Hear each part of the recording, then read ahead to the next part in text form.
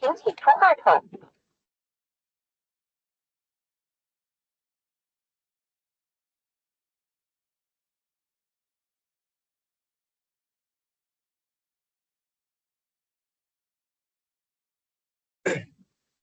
Testing. All right, good morning to everyone. I think most of you haven't come yet, but we will start by doing some exercise to wrap up all the technique we learned to integrate. Later on, we will start with some new integral where the integral will equal infinity. But if you want to integrate up to infinity, is it possible or not? Possible if you want to add 1, 2, 3, 4, 5 up to infinity. It will be infinity, okay, but under certain assumption, adding up to infinity will get some finite number. Then later we will see what sort of thing you will get a finite number. But for now, what have we learned for integration? Integrate definite integral, okay, to compute the area, and then indefinite integral for the nth derivative, and then substitution rule, and then fundamental theorem of calculus, and then trigo substitution, trigo integration, where you can substitute trigo identity to simplify your integrand, or you use the triangle square root a square minus x square, so that you can replace it to angle, and then integration by parts. U dv equals uv minus integrand v du. Okay, it's a w, okay, coming from product rule. And then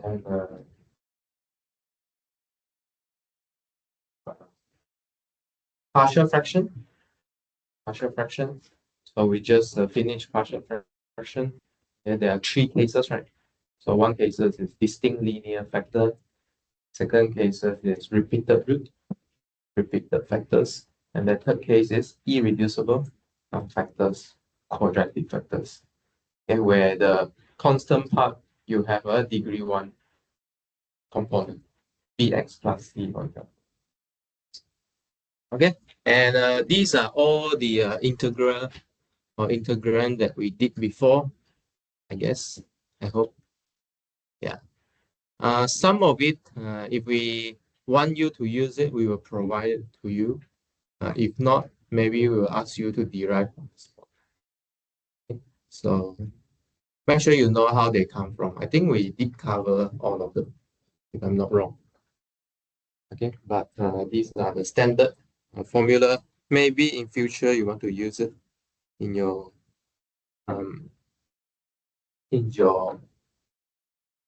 career or in your profession. I think for CST, what's the use of integration? What's the use of derivative? Maybe one of the course you might met is a numerical method. You have numerical method in syllabus. No. Inside your handbook don't have. You have a degree handbook. I'm not sure if whether it's your elective or your core subject. Yeah.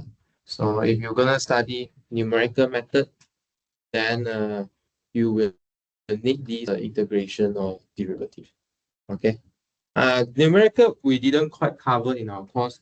For example, Newton method is a numerical method where you use tangent line to find your root.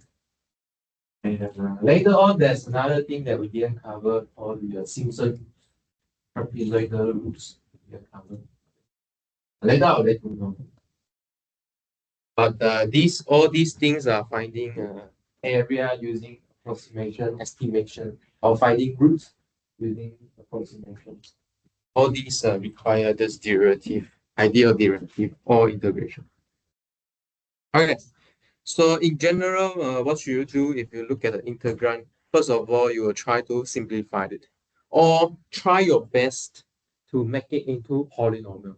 Whether you want to use substitution or what, make it into polynomial so that you know how to do integration. Um, so how to simplify? Maybe you use substitution, right? Okay, you use substitution rules, or maybe um, you look at what kind of integrand you have. You got trigo or you got rational function or use integration by part because it's in the form of u dv. You have a derivative part, the function part, or radical. So these are the trigo substitution stuff. Right. Okay. Then if not just mix around, maybe you do substitution and then you integration by part and then you can mix these steps together. So I think you have seen it before, right? We mix that. So we do substitution first and then we do integration by part. Something like that. Okay, you can mix the step. Okay, so in this case, how about I'll let you try these two questions. Okay, maybe spend 5 minutes trying these two questions here. 7.93 and 7.40.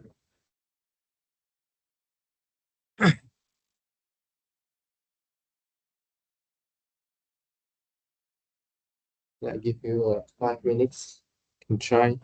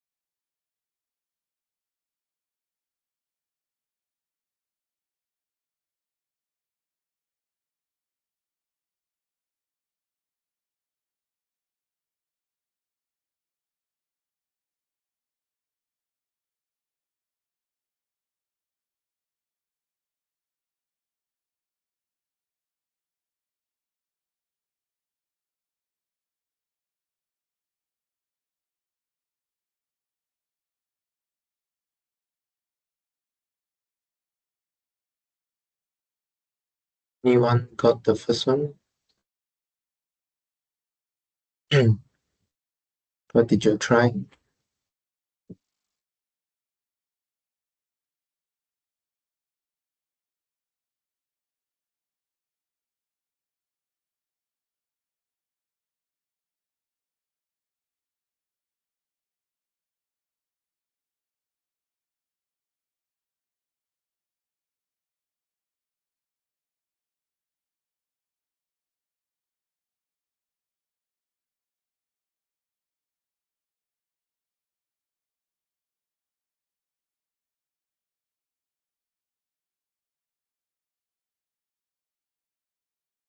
Wanna try? What did you do? Mm-hmm. Right tangent x into sine x over cos x. Oh, okay.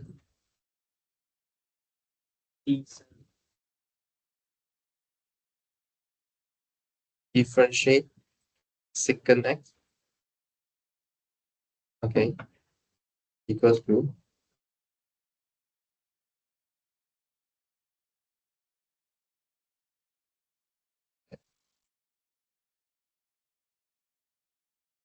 tangent x secant x dx.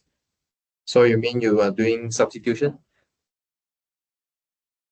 Are you doing substitution? Let y equals to secant x. Yes. Okay. So there's no secant x here, right? But actually 1 over cos is a secant x. So you are actually writing tangent x, tangent cube x times secant cube x like that, right? And um then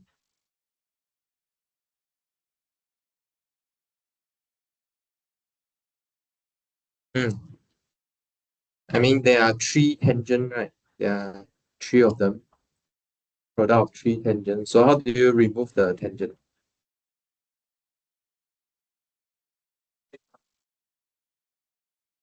Okay, sure, but you still have tangent square, so how to deal with it? Okay, good. So that's a trigo identity also. So tangent square x equals to secant square x plus 1 or minus 1? Minus 1. So what you do was you put up tangent square and then you keep your one of your tangent x with your secant x together because we're gonna do substitution. So luckily we have the derivative with us. So it becomes y square times uh, d dy.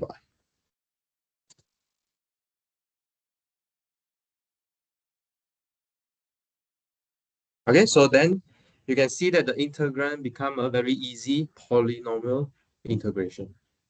Okay, so we know how to integrate polynomial. So did I compute things wrong? Is it correct?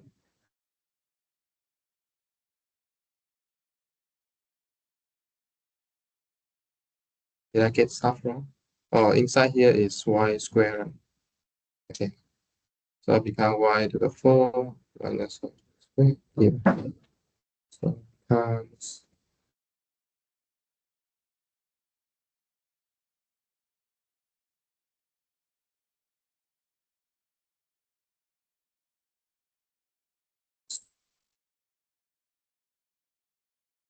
y to the 3 over 3. Sorry, y 3 over 3 minus. Hey, sorry. So you are plus, right? So y 5 over 5 minus y 3 over 3. So you get secant 5x. Is this what you get? All right, that's okay. Anyone try different method? No? Same. Everyone do the same. Okay, but I did different. I did different. So instead of doing this, I split the tangent up, split to sine cube x over cos cube x, right? Okay. So instead of I do substitution, instead of doing substitution on secant, I will do substitution on cos. Okay, because there's extra sign that I can combine it into a derivative, and then the rest is also will be left as a polynomial. So my polynomial looks like this. See, so 1 minus u squared over u 6 minus. Okay. So I pull one of the sine x out, left with sine square x. Okay, so you can see that actually we got the same calculation here. Okay, because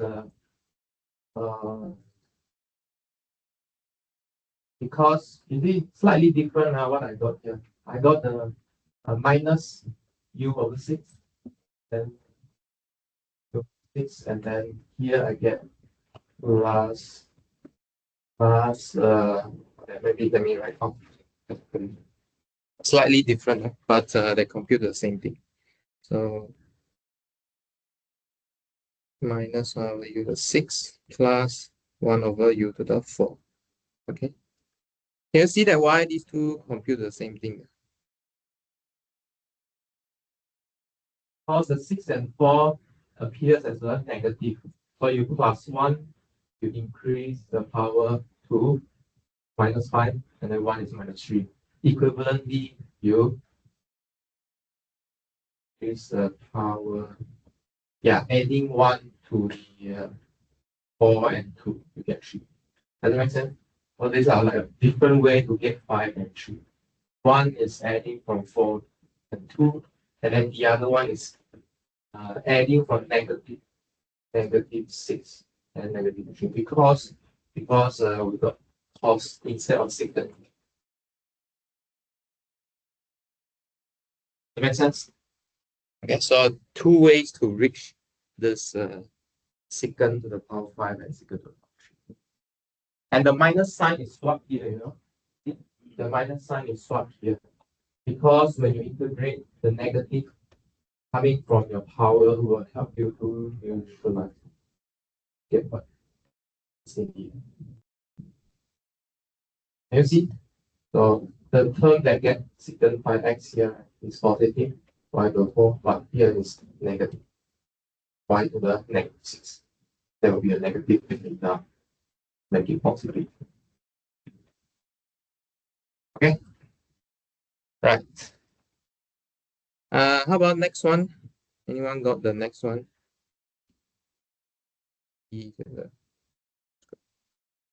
Anyone got this? I think this one is kind of simple, right? I mean, there's a obvious thing you want to do first. Okay, so the obvious thing you want to do first, hopefully, is substituting u equals to square root x. And then du equals to 1 over square root x dx. In this, e to the u, and then 2u, basically substituting the derivative. Okay, then in this case here, eu times u, I think, what should you do? You should do integration by part. Okay, you should do integration by part. Then what's your integration by part then? Let v equals to u, and then u prime equals to eu. So dv equals to du. And then w, integrating e to the u is still e to the u. Okay, so you use by part, and then you will get 2 times uv. So uw in this case, uw u times e to the u minus integrating v du. Sorry, in this case our v become w. So du to the d, like that. Okay, so I think this integration we calculated before.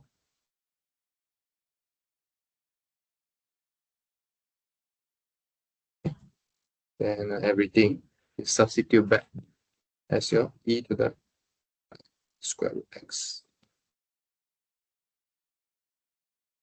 Okay. Yeah, I think this one is kind of straightforward. Any question for this one? Any question? So first part we use a substitution rule, and then second part we use that part.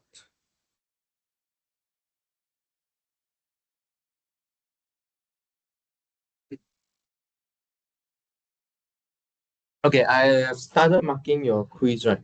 I think it's doing okay, but I saw a lot of you like not very sensitive to the final answer.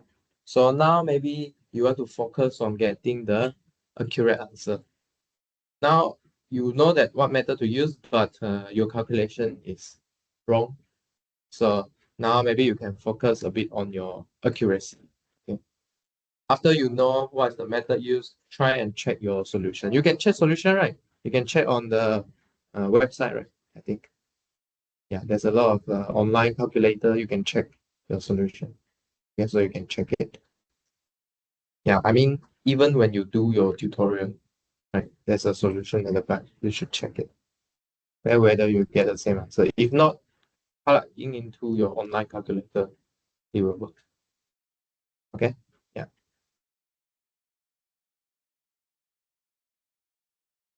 Okay. Let's continue. So how about do well, I mean like this one also have obvious thing to try, right? Maybe what thing you want to try? Ask you. See your intuition is okay or not. What do you want to substitute here for this question? At Yihen, what's the first thing you will try?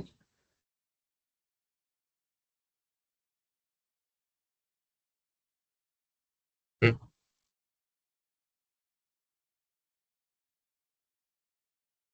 It's the first thing.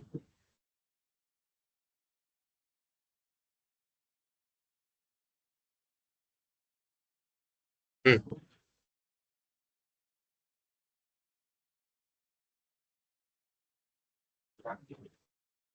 What do you mean by product rule?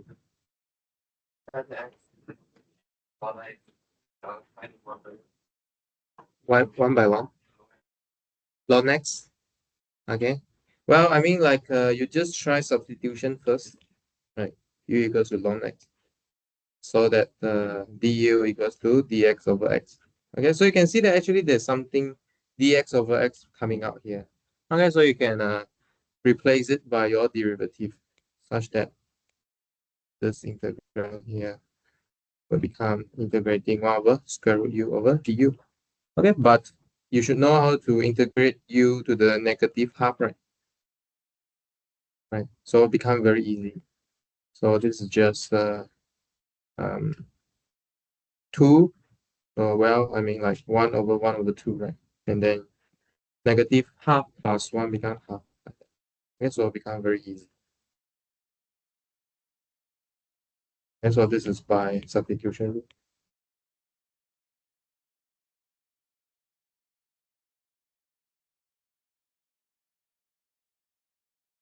Okay, so how about this one? I'll let you think about in a minute.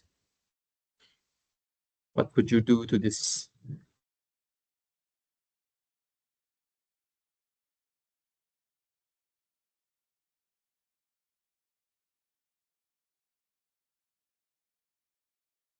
You can try the obvious first, see it works or not.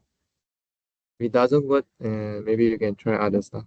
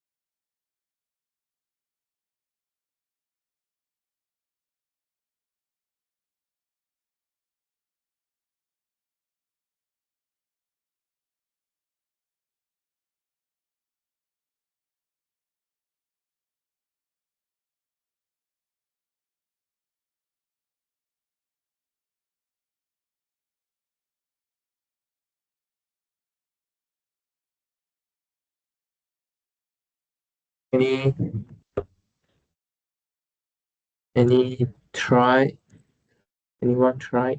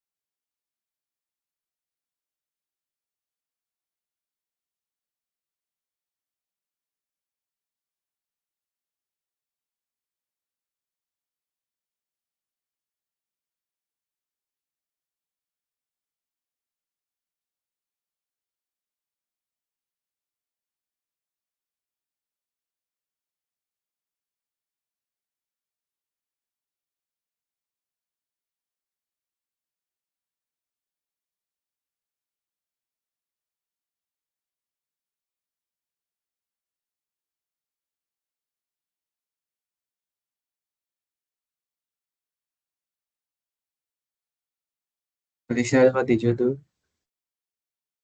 Huh? No, it's okay. How do you start? Hmm.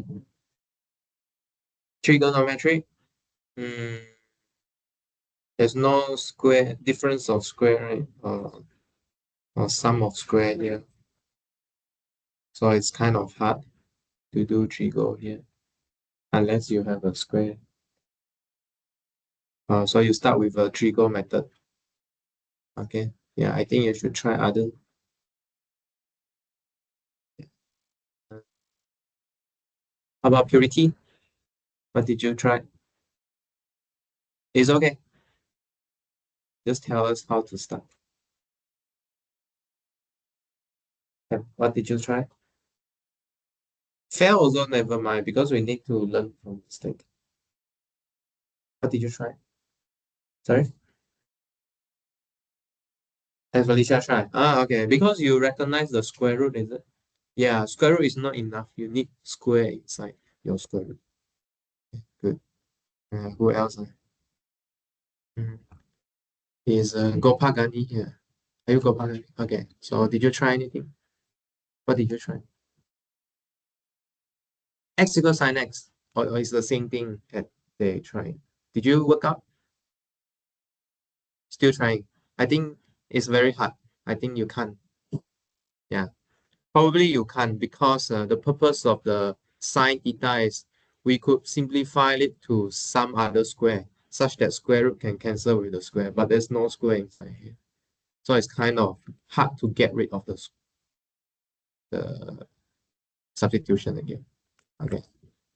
Where's that?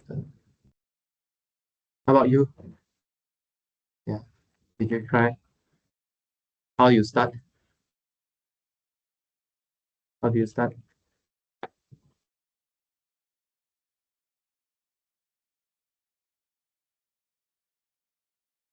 You start? No. Okay. Yeah, so if you like write like this, right? 1 plus sine theta, right? There's nothing for you to simplify for now. Okay. Previously was what we had was 1 plus sine square theta, such that we can write this as is this the right way? Let me think. So let's say this is minus, so that we can use the trigo identity such that we can simplify it. But there's no square here. You cannot simplify further. Okay, unless you have trigo identity to help you, and then you can cancel out the square and square root, right? Okay, if no, uh, trigo substitution is not useful. Okay, anyone got it? None of you got it. None of you got it. Or anyone try different way? You try different way? 加糖 try different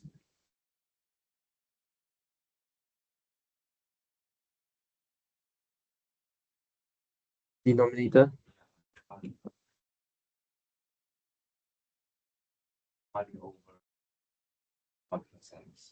Ah, 1 minus x plus x, then uh, 1 minus x squared use minus x squared to cosine x okay. Ah, uh, over 1 cosine x. okay, okay. So let me try and decipher what you say. So let me use this color. So you multiply. Did you multiply 1 minus x on the top and bottom? Huh? You need to multiply top and bottom together, right? Did you do this? Okay, so top and bottom you need to multiply by the same thing. Multiply by 1. So what do you get here? You get 1 minus x squared over 1 minus x squared square root.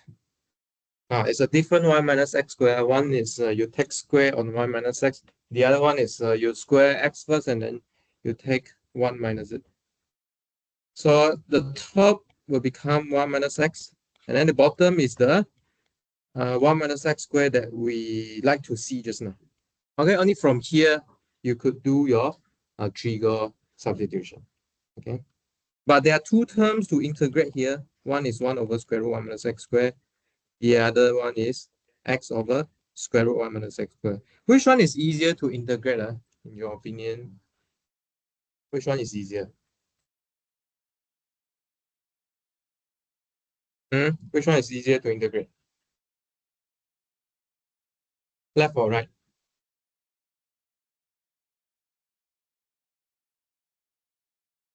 Huh? You think left, right. Someone think right. So why left, why right? Good. Right one, you just use substitution rule. Substitute what? 1 minus x squared. Then du will become minus 2x dx. Okay, so you have an x dx. But on the right hand side, it's harder. There's no substitution rule you can do because there's no extra x for you. So in that case, you will use like what Felicia or Gopakani or Puriti said just now, right? Use your trigo substitution. Okay, so that this term here will just become 1 over cos theta. Okay, 1 over cos theta. Not 1 over cos theta, right? We haven't considered the du yet. So what is du? So if you set x equals to sine theta, then dx will become cos theta d theta. Okay, so then the cos theta here will cancel with the cos theta in the derivative. So you're just integrating 1 dx. So it becomes x.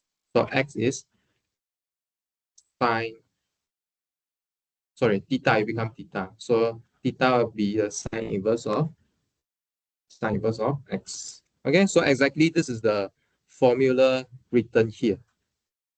You see a formula here? Okay, just now the case is 1 minus u squared. So here is sine inverse u over 1, which is u. Okay, can see how this formula comes from? Okay, should learn to do this integration.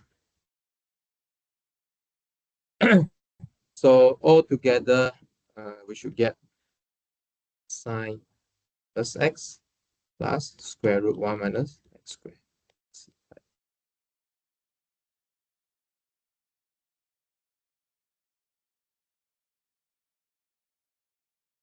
Okay, any question so far?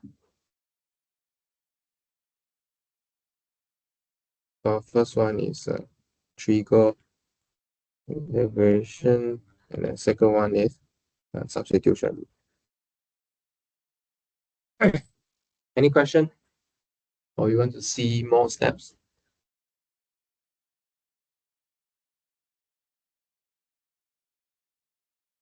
In substitution rule is using u equals to 1 minus x squared, and then du equals to minus 2x dx.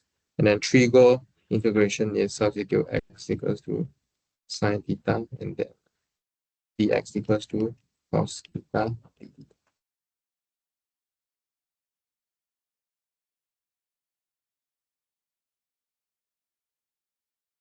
Okay.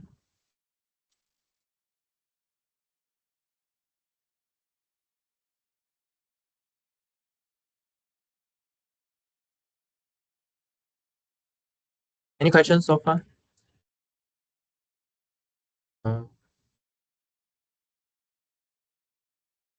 I know like how many of you actually do the textbook question?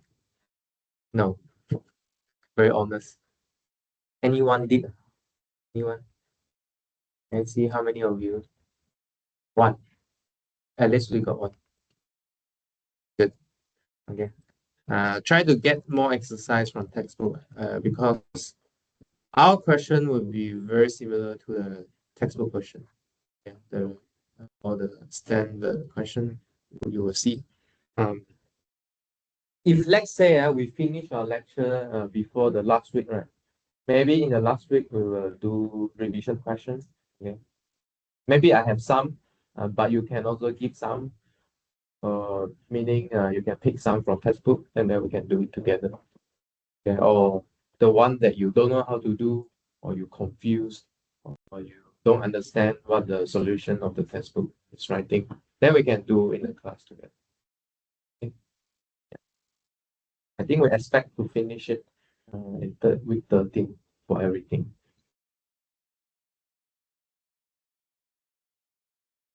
Okay.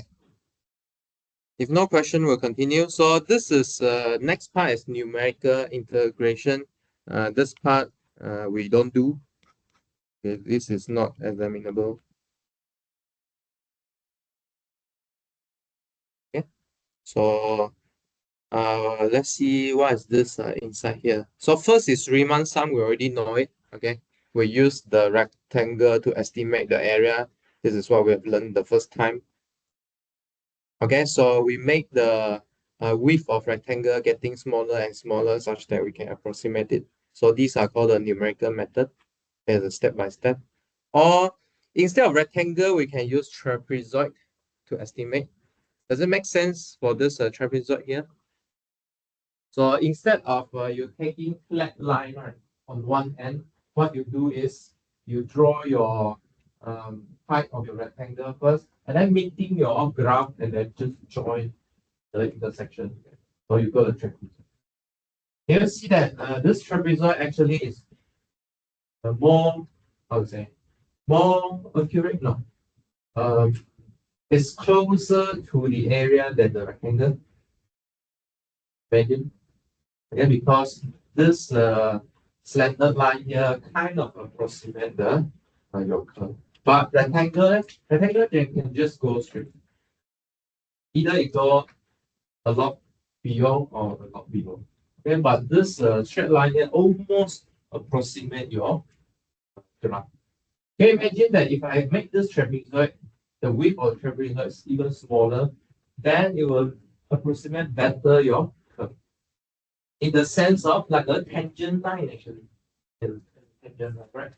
So you can move this end of the trapezoid to your curve. Actually, it's part of one of the tangent line. Imagine. Actually, this is the what? This is the mean value here. Mean value here. Okay. This end of the trapezoid actually is a secant. It's a secant. You join it two point of your graph is a secant. And then this tangent line actually is realized by some of the line. This secant is realized by some of the tangent. That trapezoid maybe approximate better than if you use a rectangle here. You see? Okay, if I'm gonna use Riemann sum, this is the rectangle that I would draw. Okay. Trapezoidal rule.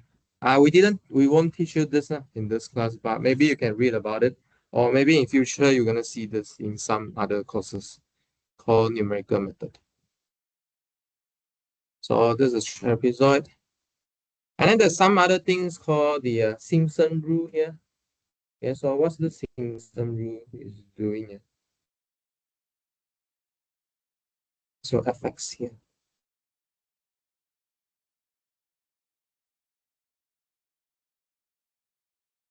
Mm,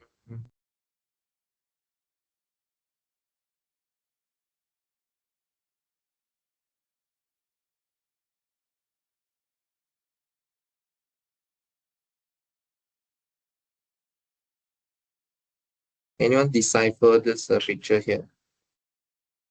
Here. Again, you have a rectangle stuff, right? From x0 to x1. But how do you figure out what's in the other end?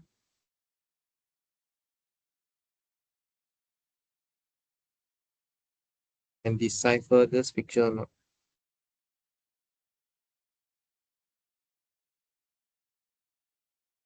How do you pick? So for example, how do you pick this? How do you pick this? How do you pick this?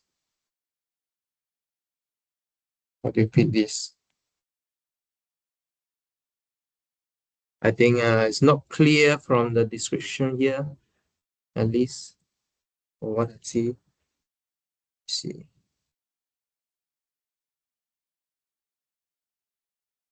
Mm-hmm.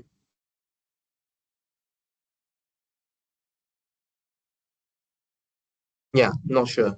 Okay, I think this there's no instruction here, so it's very hard to understand what it's doing. Okay, so these are not covered in the exam. Okay. Yeah, so maybe we can start talking about this improper integral and then we can take a break. So, so improper integrals is of this form here. So let me show you a bit larger, where the upper limit and lower limit could be infinity. Okay, this is what we call an improper integral. Okay, with infinity. Okay, so how would you imagine you want to integrate to infinity? Okay, so let's say I gave you this graph, right? The y equals to x graph. Can you imagine you want to integrate until infinity? Let's say from 0 to infinity x dx. What did you get? This triangle is like getting larger and larger and larger and larger and larger. Okay, so you expect this to be infinity. So most of the integral, right? Okay, if you integrate to infinity, right, it will be infinity. Okay, but there are some of them that you can compute to some finite number. Okay, so maybe I can show you this one. How about this function here? Integrate 1 to infinity. So let's say we don't know how to integrate until infinity, but we know how to integrate from 1 to some point. Okay, so for some point that is greater than 1. Okay, we know because this is the definite integral. Okay, so how do we compute the definite integral? So what's the antiderivative of 1 over x squared? Purity. Try. No, I mean like antiderivative of 1 over x squared. How do you integrate this?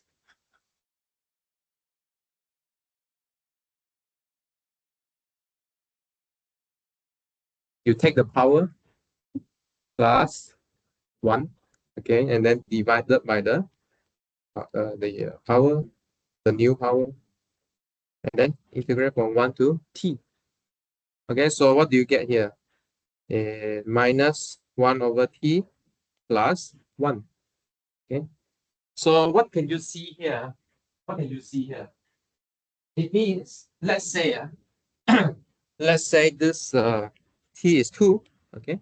Then what's the area here? Actually, it's 1 minus 1 over 2, which is 1.5. Okay, and then if you go further, what do you get? Let's say t equals to 3. Okay, let's say t equals to 3. Then you instead will get 1 minus 1 over 3. Can you see the area is growing from half to 2 over 3? And then if you go to 4, 3 over 4, 4 over 5, what's the next?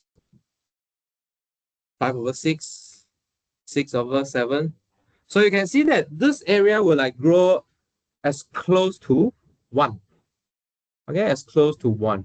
So if you take the limit of this, okay, if you take the limit of this area growing, so meaning we take limit of t goes to infinity of t or integration from 1 to t of x squared dx, right? This is taking limit of minus 1 over t plus 1. So you go back to the first chapter. Do you know how to compute this? Limit t to infinity of 1 over t is 0. Okay, so it is 1 here. Okay, so we will define, this number here to be the integration from 1 to infinity of 1 over x squared dx. Okay, so this is how we define the improper integral. We make it a definite integral and then take it. Make sense? So in some sense, this improper integral is like you're taking limit twice. Why? Because if you still remember the definite integral here, we are taking the limit of the rectangle, the width of the rectangle becomes smaller and smaller. And so there are two limits going here. There are actually two limits. Okay, because sum is the limit of the sum of rectangle, area of rectangle. So your area of rectangle getting smaller and smaller and smaller, and then you're taking a lot of rectangle to the two. That makes sense of this. So can you, from this example, can you like kind of see when is this kind of integral as a finite number? Can you see? Can you see from this picture here? Can you comment on what kind of function should have a finite limit? Can your function grow like very fast, or grow very, or decay a lot? Okay. So your function should be getting decay as fast as possible to the x-axis. If you go the other way around beyond x-axis, then your area will be negative. Okay. But it decay very fast. If it is not fast, maybe you can try 1 over x. And if you try 1 over x, what do you get for your integral? Integrate 1 over x, what do you get? Ln of x. But ln x is an increasing function.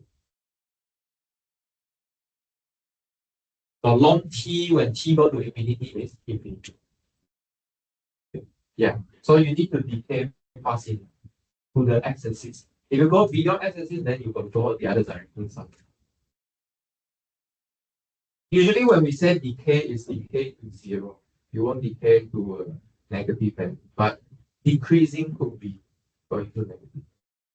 Okay, so you have to decay fast.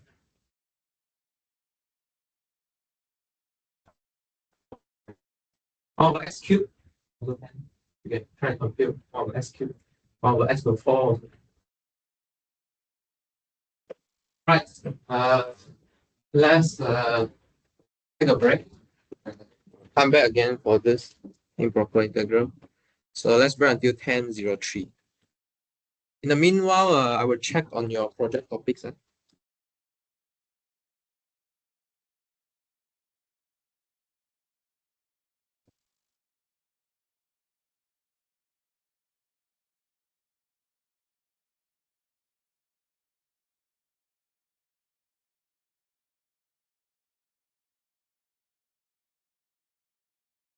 Okay. Yeah, Ting. Is yeah Ting here or not? Oh yeah, Ting. Okay. You are doing individual project, right? Yeah, Ting. You are doing individual project. Yeah. Okay. Have you picked your project topic?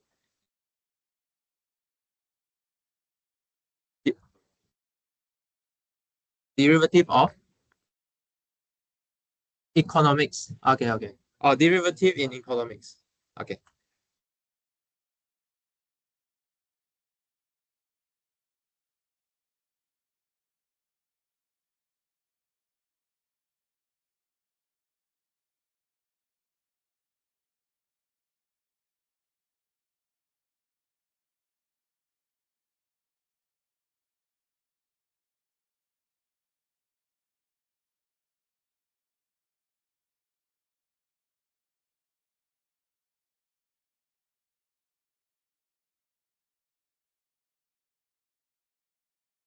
Chen Fan, got okay.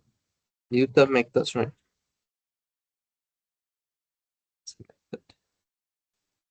Wu Ye here, no? Wu Ye not here. Hong Liang, Guo Hong Liang.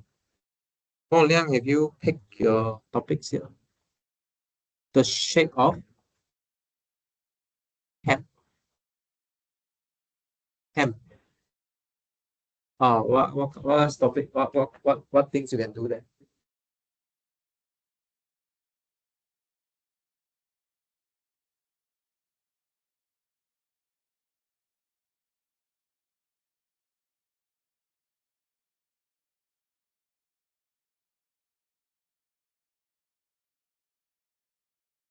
Oh, topic nine. Oh, can. Okay, okay.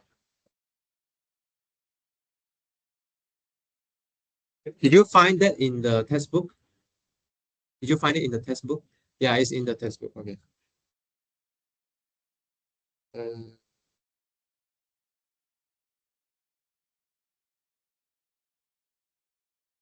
see her. Yeah. Have you guys picked your topic? Oh, you are alone. Right? Vacation. Also in economics. Have you picked the specific things in the economics? Yeah. What's that thing? Like 偏技术，偏技术的。Okay, maybe you can try and search the specific term. 我没有问 Uh-huh. 上面 Okay. 他给我看， Oh, okay. Textbook. Okay. So have you? Oh, okay. Sure. Okay, understood.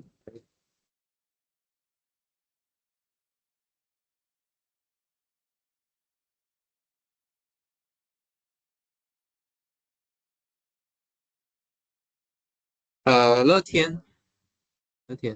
Have you fixed the topics?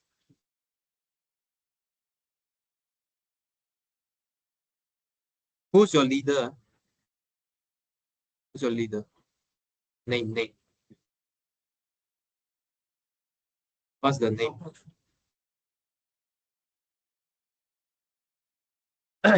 Yeah. Which one? First one. Newton method. Okay. So who's your leader? Haven't decided. Please decide one. Okay. Yeah, choose one representative so that he can submit later. Okay. Ri Yang. Where's Ri Yang? Okay. Ri Yang, have you picked the topic? Not yet. Where's your group leader? Who is it? What's his name? Name. 若石 is your leader, huh? Okay. So leader haven't fixed your topics yet? When gonna fix? Huh? This weekend? This weekend? Okay. Okay, let me know next week. Siman. Yeah. What's your topic?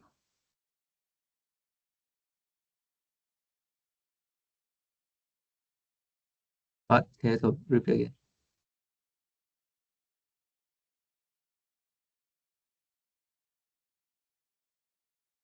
Oh, one of the topic in the course info.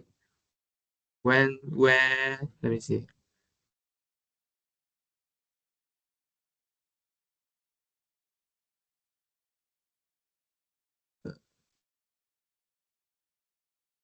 When descent.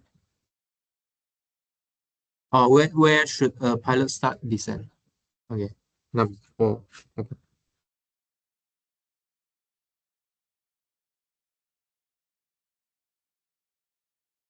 Who's your group leader?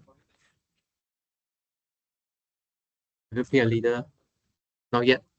Yeah, you can pick one leader so that he or she can submit later. Yeah. Who is in your group? Fan Zehan. Right, Zehan, eh? Okay. And then just two of you. Yeah, maybe can pick one representative.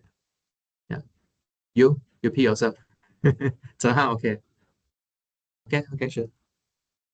Okay, sure. Yinan. Yinan here now. Okay, please decide with your group mate on the topics. Yeah, discuss with him. Yu Tao. Where's Yu Tao? Yeah.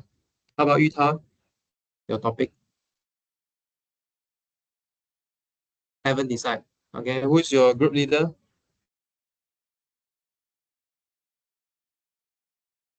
Group leader. Huh? Who want to be a leader? Yiling. Yiling, okay. Lei Yiling. Sure. Okay, so please discuss on the weekend, yeah. Yizhe. Shen Yizhe. Okay. Have you or you are not decided as well? Discuss with them. Yeah, please discuss topic. Li Wen. Yeah, have you decided? Also sure of Ken. Okay.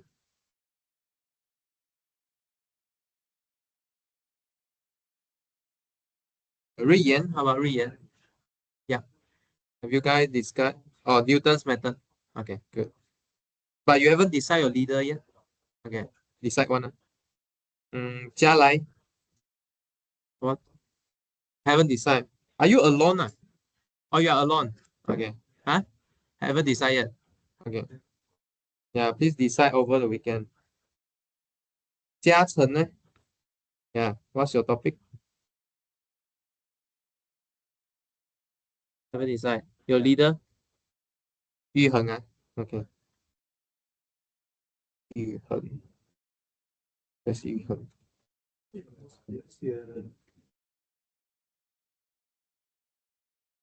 Hey, Yu Heng, you are in their group? Are you in their group? Same group? I didn't record last time. Huh? Okay. Wait. Let me check. Wait, but Jia Chen already in group 8. So group 8 got who? Xiang Si, is it? No, right? So I recorded the wrong guy.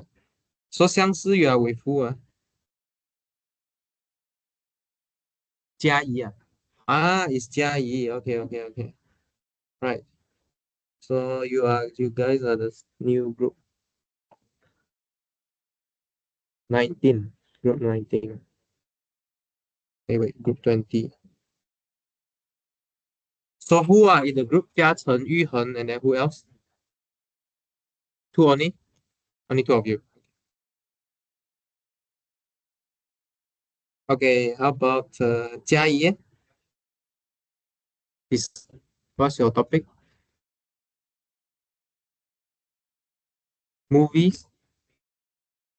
Okay, where to see the movies? Okay. 16. So who is your leader?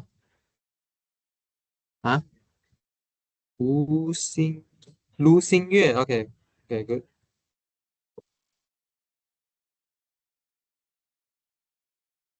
All right. Maybe you can do one more. Qi Jing. Yes, Qi Jing here. Have you found your group yet? Who? Huh? People down. Forgot the name. Who is it?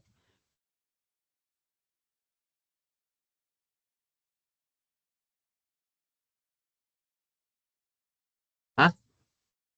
You don't know the name? Leader? You don't know leader? Which group are you in? I mean, which, which group you join? Huh? 哪个？ Yeah.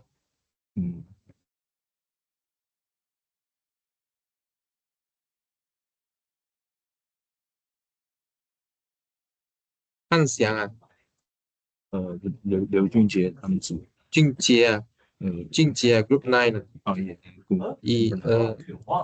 many is in 9？这两个吗？对，所以你是第三个。嗯 Okay. So 俊杰is he in your group? He cannot remember your name. 什么？他记不得你的名字。没事。So 谁的 leader 是谁？Who is your leader？找那个叫刘新阳，刘新阳。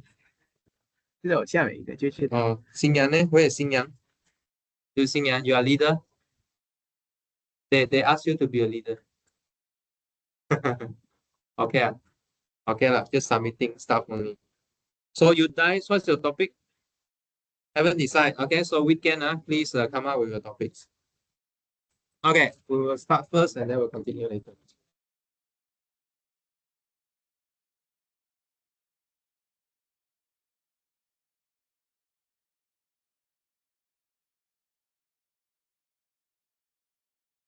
So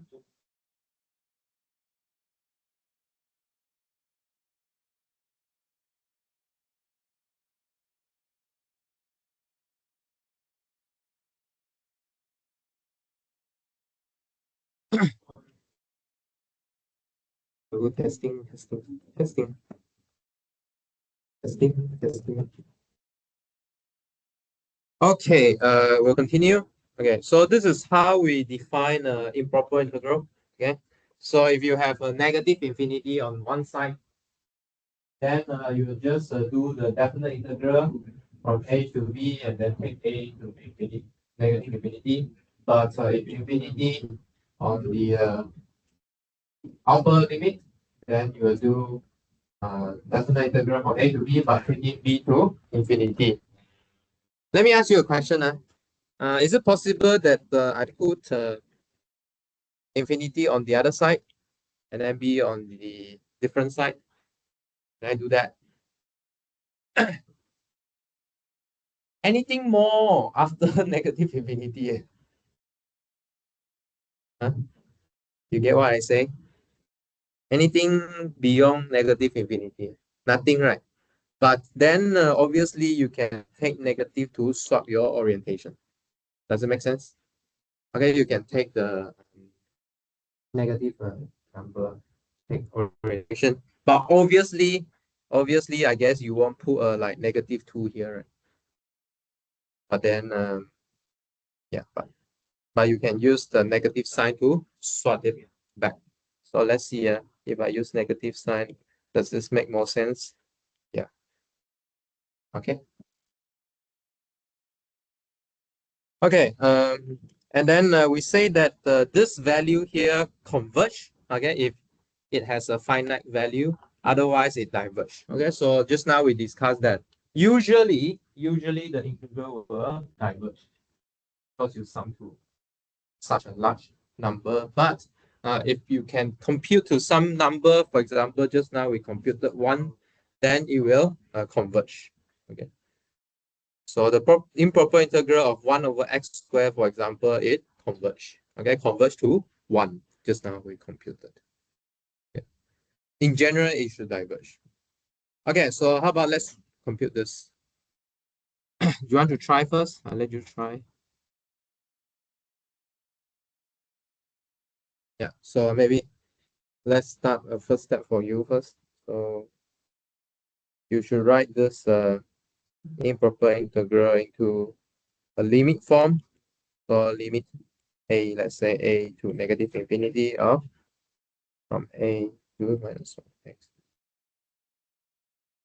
So try and do this.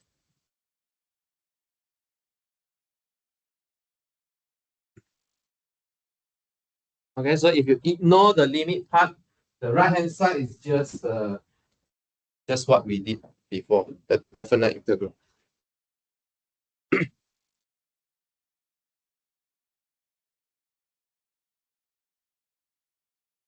Okay, kind of obvious, right? Okay, there's a derivative appearing if you do some substitution rule here. So your substitution rule looks like u equals to minus x squared, and then du equals to minus 2x. Yes. And then there's one thing I see you guys did mistake in your quiz was after you do substitution, right? You forget to change your limit, right? Your limit should change based on your substitution. Okay, so you need to change to the variable u. So what happens to the limits when it is u, right? So here u will be becomes minus of minus 1 square. Again, is minus 1, but a will become minus a squared, for example. Okay, so you forget to change that. In the quiz, you still use the old limit to compute. So obviously wrong. Okay, yeah. Then you integrate from minus a squared to a, sorry, to minus 1. And then eu over minus u.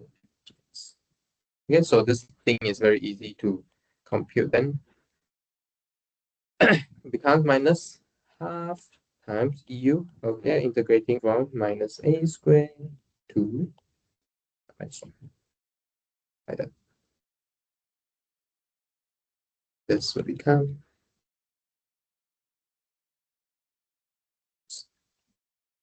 half divided by E plus half E. Okay, so the last calculation become a chapter 1 calculation. This is just minus 1 over 2E.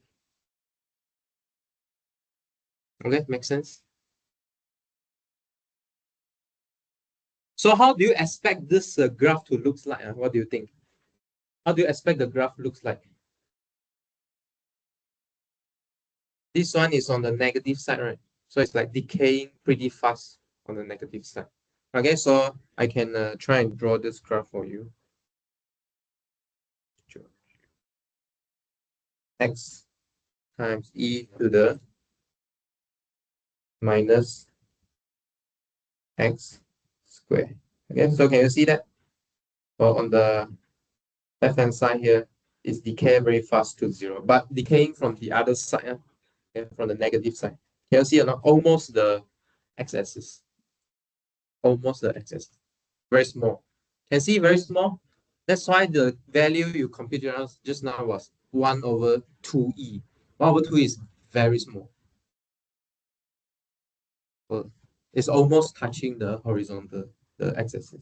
If you zoom in, you can see some space, okay, but you need to zoom very large. Zooming very large. Okay, but if you see from far, it's very small. You can see that the local minimum is just negative 0.4. Okay, the local minimum, the minimum, actually this is the absolute minimum. Right? You see, this is the absolute minimum. It's very small already. And then it get very, very close to your x-axis. Okay. All right. How about this one? Next one. What do you think? What do you think about this?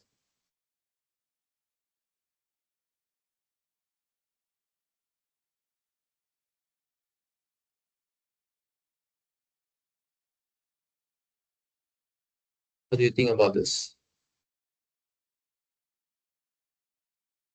Converge or diverge?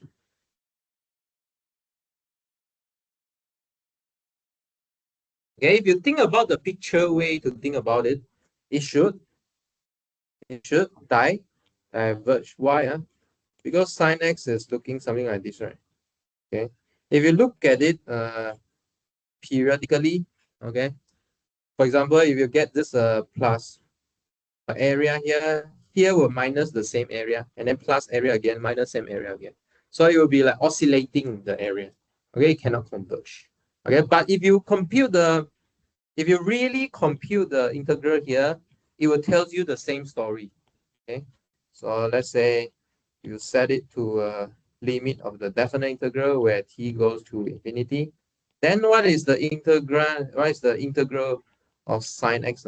It is cos x minus, thank you, minus cos x. Okay.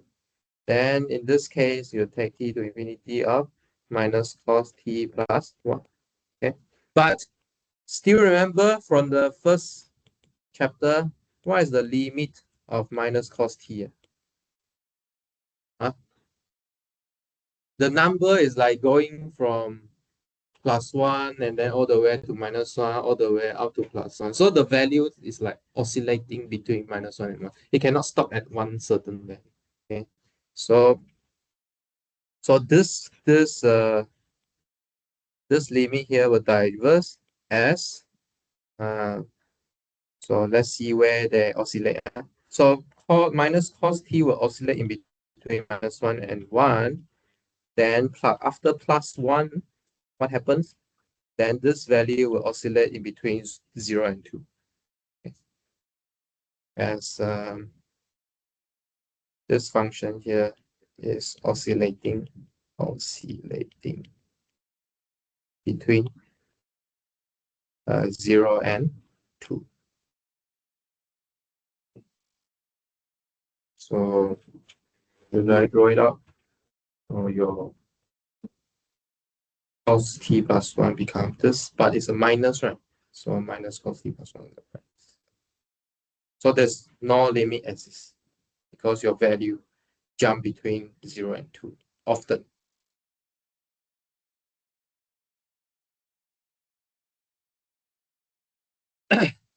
So this is the things from first chapter. Okay. Right. Any questions so far? Any questions? Okay, if no question, let's go to this one. Okay, this is a bit challenging, and you will see this again in calculus too. Yeah. Okay. So this is pretty important here. Well, I mean, what can you do here? Let's see.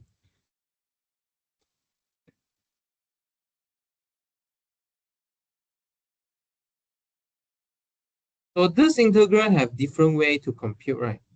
I mean, if p is equals to 1, what's the integral of 1 over x? Is ln x. Okay, but if p is not equal to 1, then you will do the usual integration on polynomials, which is +1 and then divided by the new power, right? So there are two ways. Okay, so we need to see that these two ways, does it converge or diverge? So let's do the case for p equals to 1. So if we do p equals to 1, what we are integrating is actually 1 over x. Okay. And then we will get ln x. Okay. Ln x from 1 to t. So since this is the positive part, we will just take ln x. Okay. And then does this limit make sense or not? Ln t, so minus ln 1 is 0, right? So it's just ln t. Okay, but we know that ln t is increasing. And ln t, you still remember how ln t looks like? Okay, ln t is increasing. So this thing here is actually infinity. Okay. So hence, integrating 0 from 1 to infinity of 1 over x dx diverges. Okay. So far. Okay. But if p not equals to 1, what happens? Okay, when p is not equals to 1, what happens?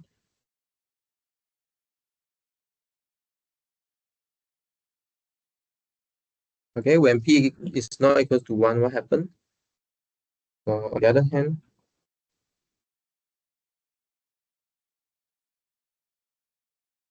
we assume p not equals to 1.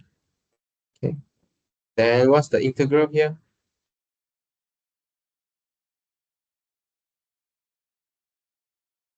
Times t goes to infinity of integral from 1 to t of x to the minus p, okay, which is x to the minus p plus 1 over minus p plus 1 from 1 to t. Okay, but this value here is kind of simple, which is 1 over 1 minus p times 1 over t to the minus, actually become p minus 1 minus 1 here. Okay. Yeah, so from the first chapter, right, this p here is in the denominator, so this t getting very large. Okay, 1 over very large, that means 0 approaching to 0. So you left with minus 1. Yeah, which is the answer. So this is a finite value actually. So this finite value is actually 1 over p minus 1. Yeah.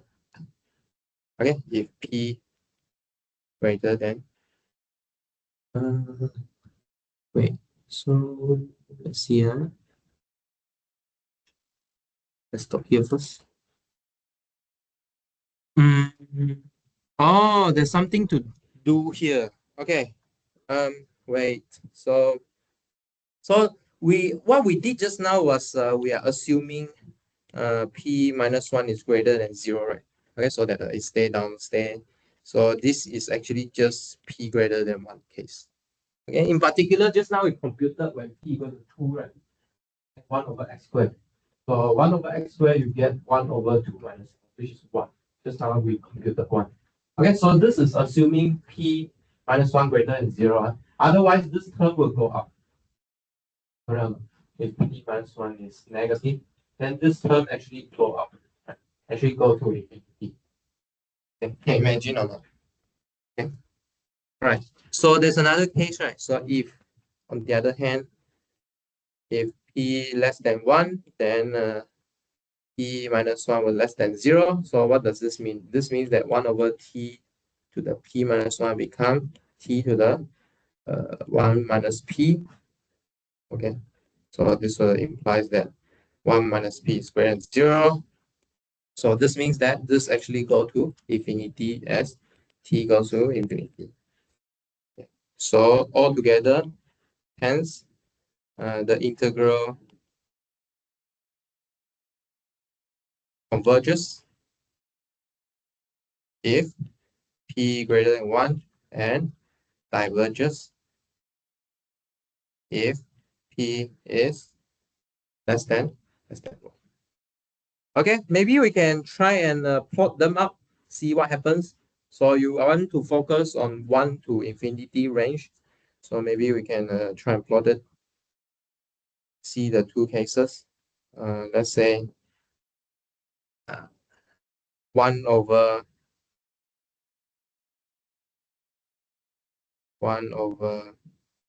x to the 100 and versus add one more. So this one, close it. And then versus 1 over x. 1 over x to the, let's say, negative 100. Okay, so let's see what's going on. Worked. Right. Okay. So did you see, or is it too big for you to see? Maybe let's make it a bit smaller.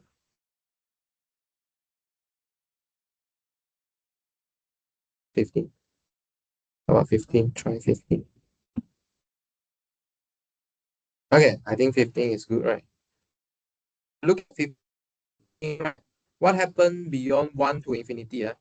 So for the blue one, where p is greater than 1, it decays very fast, okay, such that you have a finite area. But if you look at the blue one, 1 over x to the negative 15, so which is x to the 15, it grows very fast beyond 1. It's like a lot of area. Okay, so it's infinity. Can see or not? Okay, so 1 is going down, 1 is going up. Okay, can see? Right. Okay, so this is a very classic result that maybe you want to remember. Okay.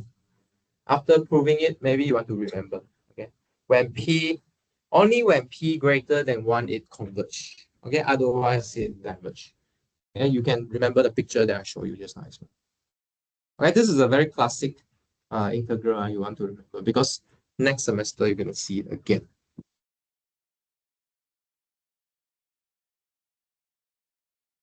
Okay, let's continue. So what if both limit there I want to put infinity?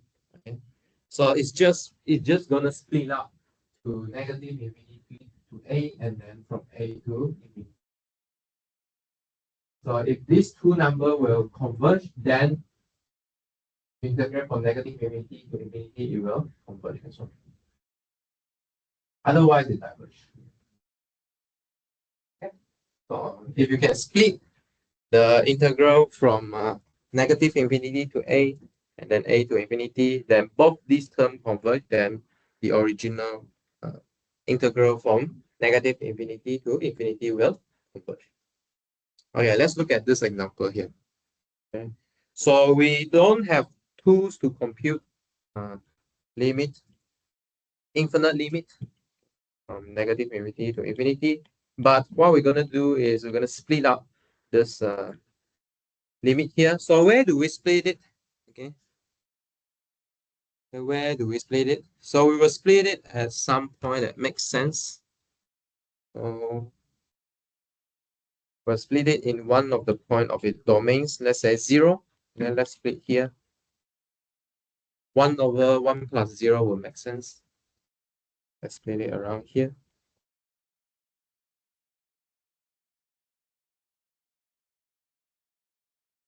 Okay, if you split it here, then we will check whether these two terms converge or not.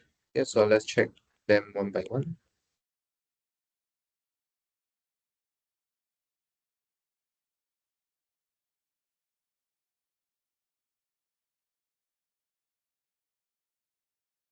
Okay. So this term, to do this integration, you could recognize it as a trigo substitution, right? Because it's a squared plus b squared form, s squared form. But you can use the table for now. Okay, so if you use the table, what you will get is tangent inverse x from t to 0 plus limit t to infinity of tangent inverse x again from 0 to t. Okay. Right. Okay, then how to compute this limit here? Any idea how to compute the limit here?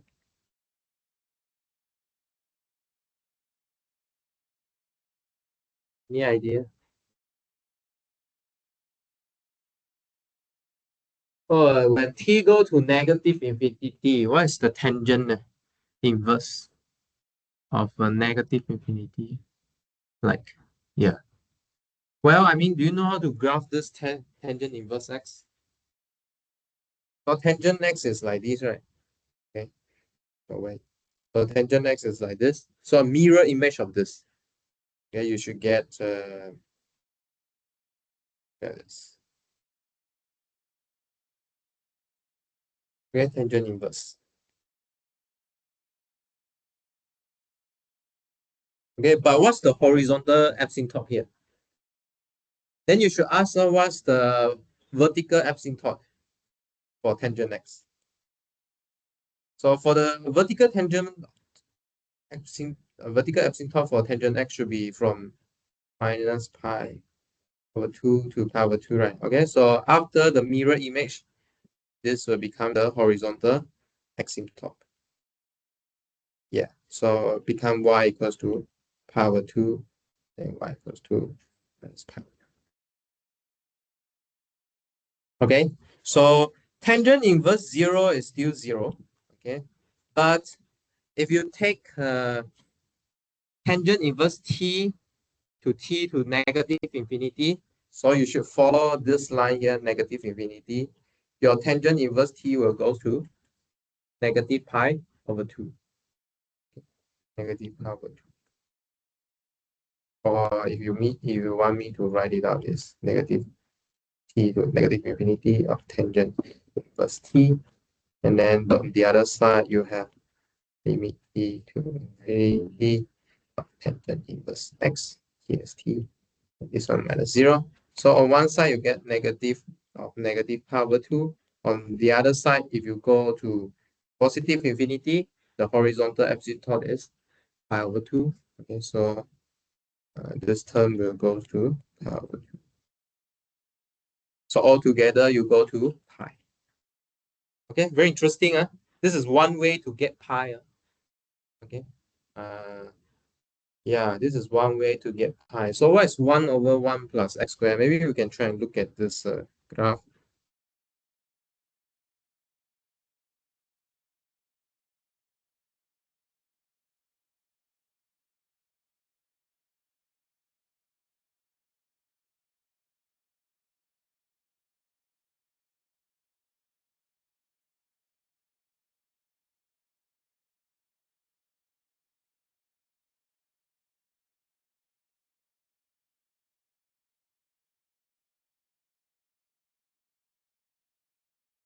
1 plus x squared is like this. Okay. Surprisingly, if you add up all the area below it, in between the x-axis, right, it becomes the area of a unique circle, pi r squared, right? So if you have a circle with radius 1, this is how big it is. Very interesting. Is it interesting? Enough.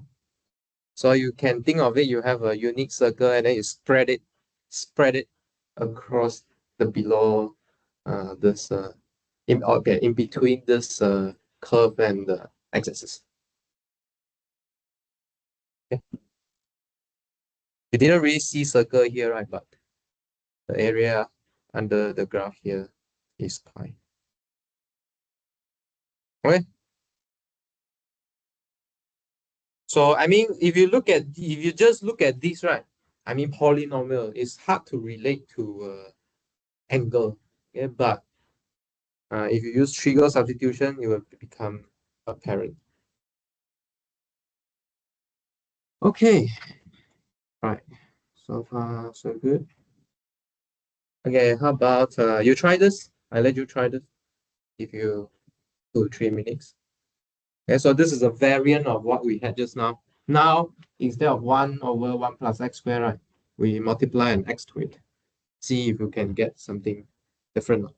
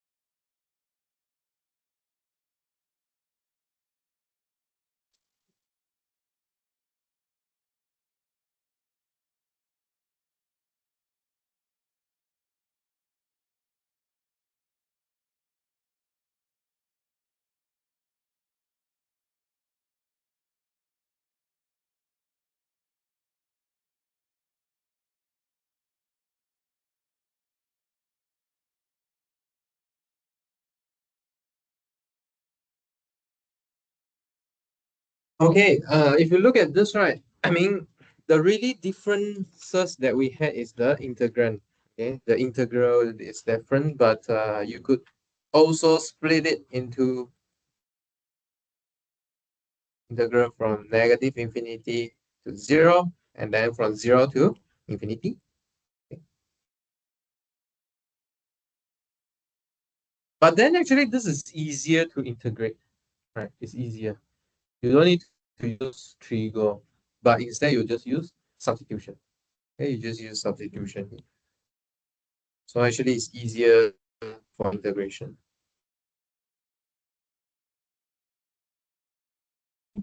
Okay, it's easier.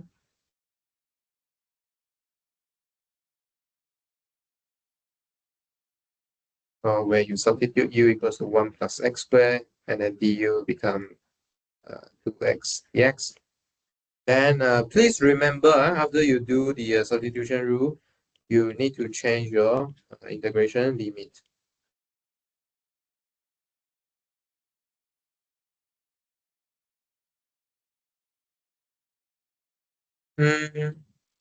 Yeah, Okay, so one of it is 1 plus t squared, 1 du over 2u, and then the other one is 1 to 1 plus t squared, which is t over 2.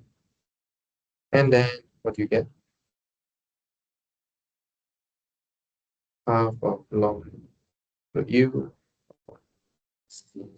So again, you see, log is coming up, all right? So if you're gonna take this log to infinity, right, you should expect that something will diverge. Okay, so let's see where it diverge.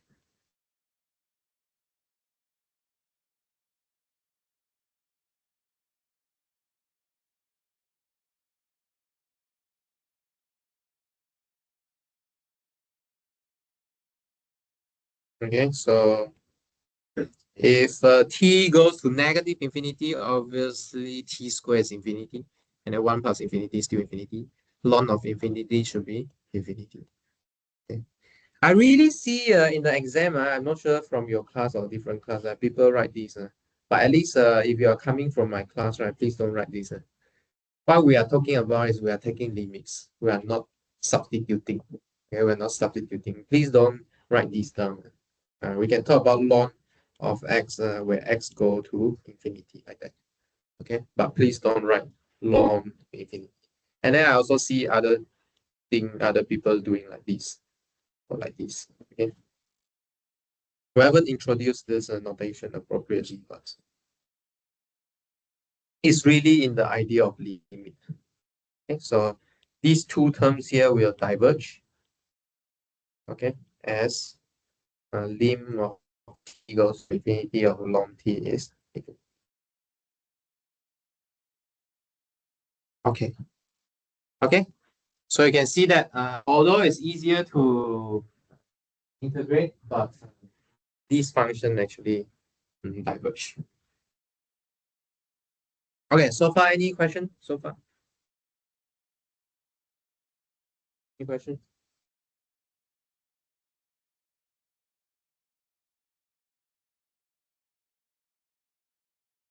If no question, how about we continue one more? So I ask you to do this. Try and compute this and then tell me answer. I think you know how to compute it. Try and compute this.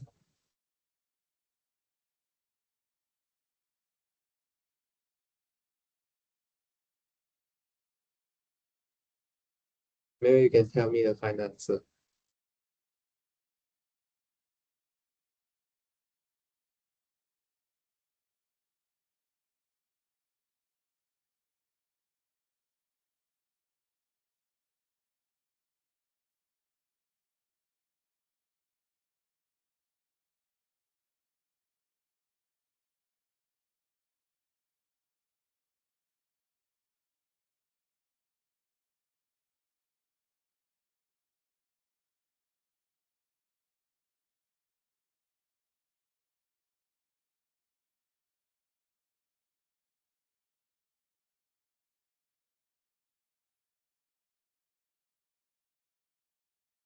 Anyone got it? If you really compute, I think it's pretty fast. What do you get?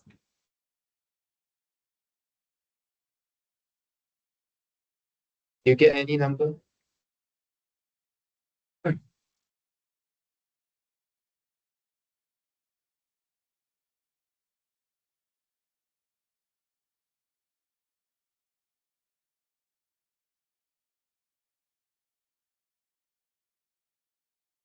玉衡啊，你就 try 玉衡。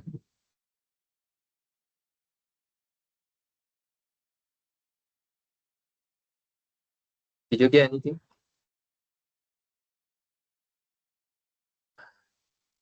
玉衡.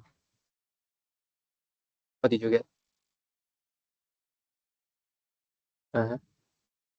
Divided by 0? What did...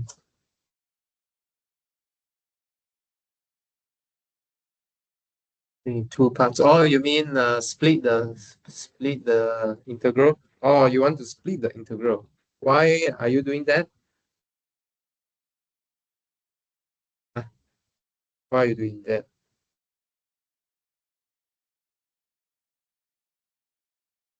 it has no meaning when x equals 0. Okay, sure. So you are saying that, okay, let's try. So you split this sum into integral from 0 to 1 over x squared dx. And then negative to 0 over x squared dx. And then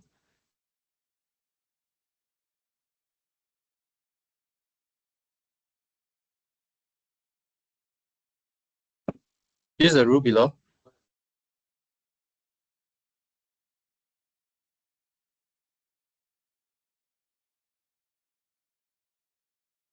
Is there infinity coming out here? There's no infinity here. Ah, you're ahead of us. Okay, anyone else try differently? It's okay, thank you very much. I think you're ahead of us. So anyone try differently? Anyone naively go and integrate this? Did you like naively do this integration? Like this is minus 1 over x, right? From minus 1 to 1. Anyone do this? Anyone did this? No.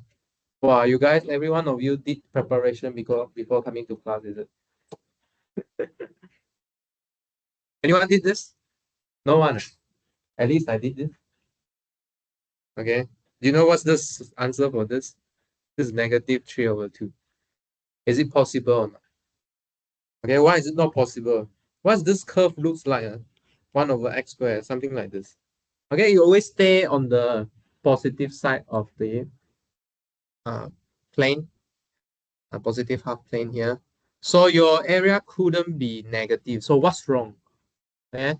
What's wrong here is this function actually not continuous at 1 over at x equal to 0. Okay, it's not continuous there. Okay, in particular, the way it is not continuous is on both sides it go to infinity. Okay, both sides will go to infinity. Okay, could be diverging. Okay, on that side, but we will see. Okay, we will try and determine out what happens. So instead of compute, straight away compute the area here, right? So let's say minus 2 to 1. Instead, we will do it like what we did for our infinity integral here. We'll do using definite integral. Let's say here is a and b, taking a to 0, taking b to 0 like that. Okay, so we slowly increase the area under the curve and then look at the limit. Okay, so to this stage, we will introduce it a proper way. So let's say f is just continuous from a half open interval from A to B. Then suppose that when you're reaching B, okay, your fx, the absolute value of fx will go to infinity. So either your function will, so in this case here, let me draw this picture here. So this is your A, right? This is your B, right? Okay, either your function will go up to infinity. Okay, if you're approaching from the left-hand side, right? Left side. Or your function will go to negative infinity so that your absolute value also infinity, right? Then we'll define that this integral to be limit from a to some value t before b and then taking t to b. So that's like, hello. Does it make sense? So it slowly increase. Okay, we don't know how to compute the area under this infinity infinite value, how to say, infinite value of f. Okay, but we can always restrict to a finite area here, and then we take limit. This is the idea of limits. Okay, we know about finite things, and then we try to push to something far. Okay, if this limit exists, then I would say that this integral it converge. Otherwise, it diverge. Okay, similarly, if you approach from the right hand side, okay, if you approach from the right hand side, we also have a similar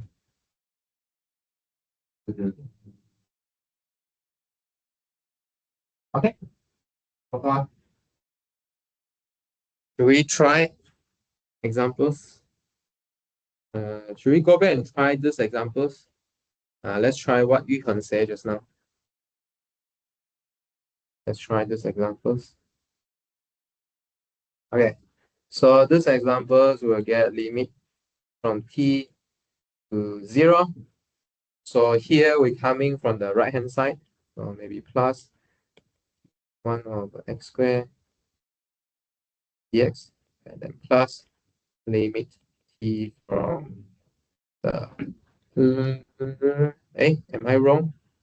Where yeah, no. So here is on the left hand side because you're coming from -2 t over x squared. Yeah. Then what do we get here? Minus 1 over x from t to 1 plus limit 0 and minus, so here it's coming from x from -2 to t, and then we should continue. Okay. Minus 1 plus 1 over t plus limit of t equals to 0 plus, and then minus 1 over t plus and minus again, so become minus 1 over 2. Okay, so we can see that actually 1 over t will diverge when t goes to 0. Okay, so these things actually diverge. Okay, this matches up with what we see from the picture here. Okay, because go to infinity, there's a lot of the area will go to infinity. Okay, makes sense? Does it make sense? So the previous minus 3 over 2 is wrong. You cannot apply. So meaning what? Meaning you cannot apply fundamental theorem of calculus here. You cannot just take the endpoint and then take the difference. Because actually fundamental theorem of calculus require that your f is continuous actually. Okay, but the f here is not continuous f0. Okay, so you cannot apply the FTC. Okay, does it make sense? Okay, so you need to use this new way to do it.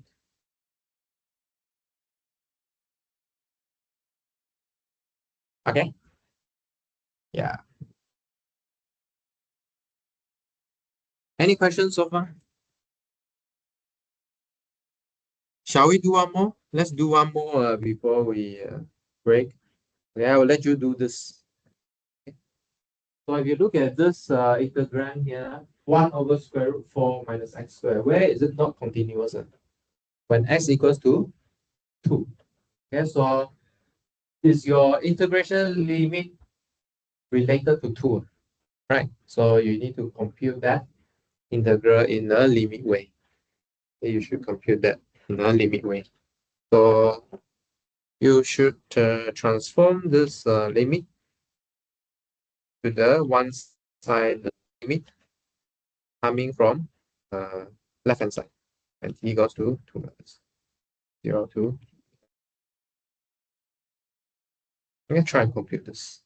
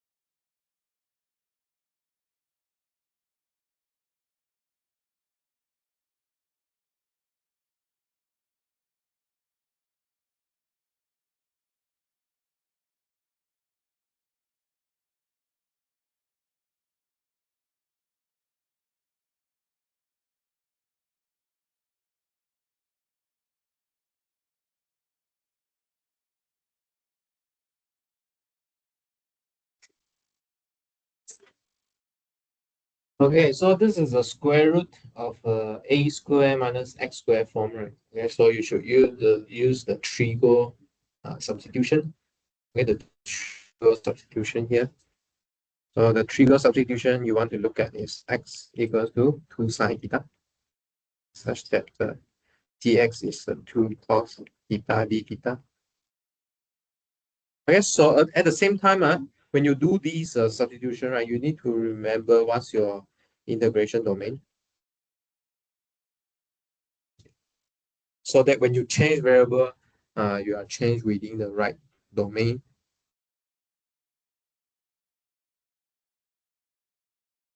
Okay, so did everyone get this? Equal to 2 inverse of 0 to sine inverse of t over 2. Okay. And then you will get 2 cos theta d theta over 2 cos theta. Hey, everyone got this?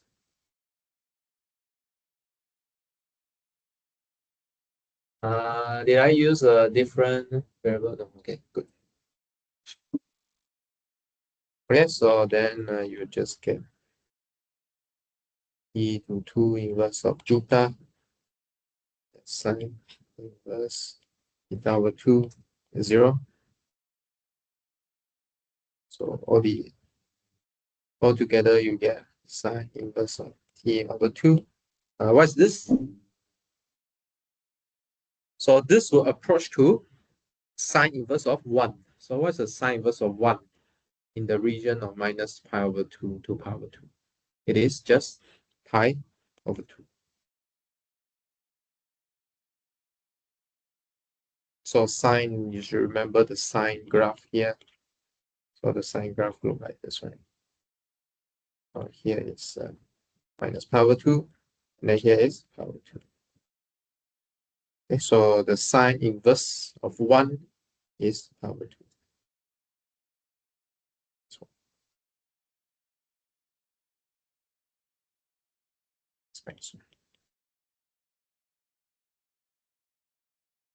any question so far? Question?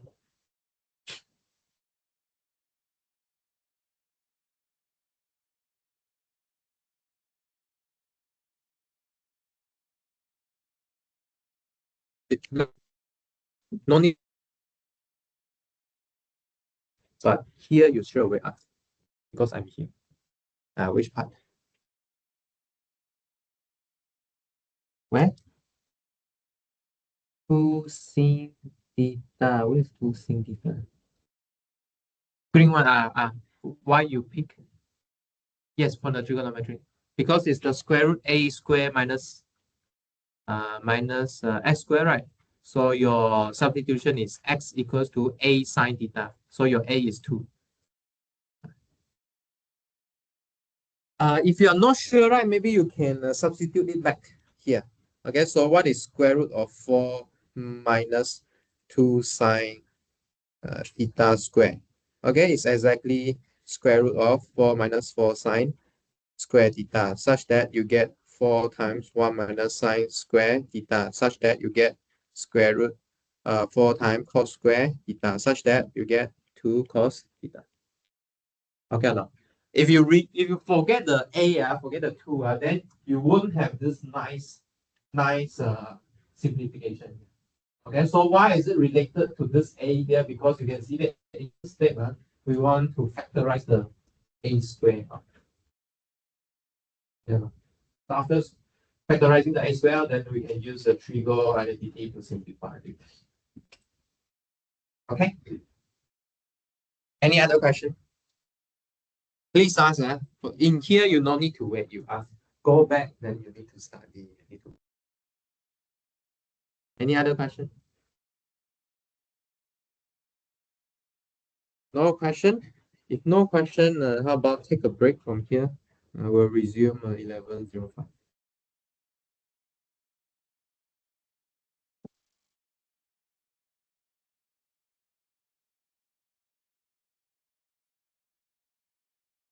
Okay, I will continue. Pang Yiqing is here, not Yiqing. Have you guys decided what to pick? Huh? No?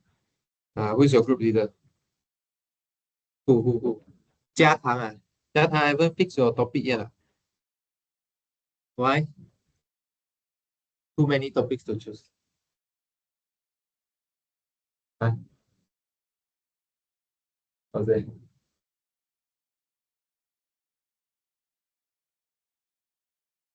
Not very sure. Okay. So you guys have a few choices to look at it. Okay. Try and decide by this weekend. Jingyi. Jingyi. Have you guys decided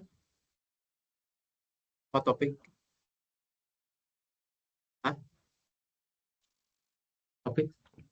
No, no, no. No, no. Who is your group leader? Who's your group leader? Oh, Yiling, huh? Oh, okay, same group. Okay, it's just now we settled already. Okay. Xiangsi. Yeah, Xiangsi. Have you fixed your topic yet? Movie one as well. Okay, the movie. So you guys like to watch movies, is it?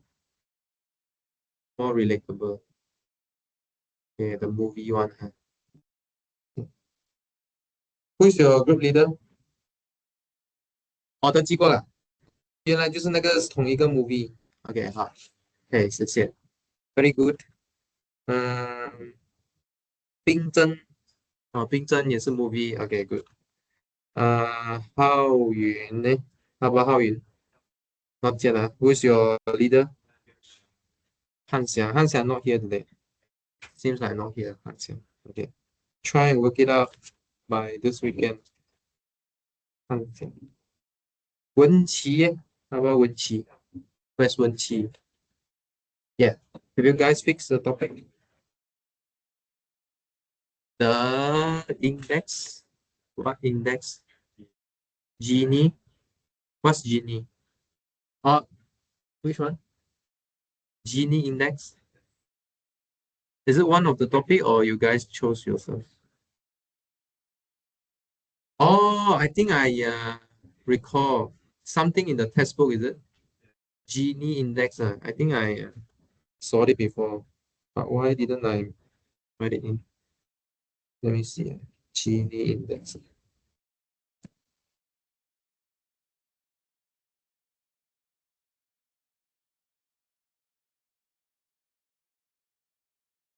Gini index. 545. Oh, this guy. I see. Okay. I forgot why I didn't write this in. Oh, I did. Okay, topic 12. Okay, good. Han Xian not here. Jing Jie. Oh, Jing Jie at the front. Jing Jie settled already. And then Xing Yan. Wanda. How about Wanda? Okay. Genie index, huh? Same. Okay.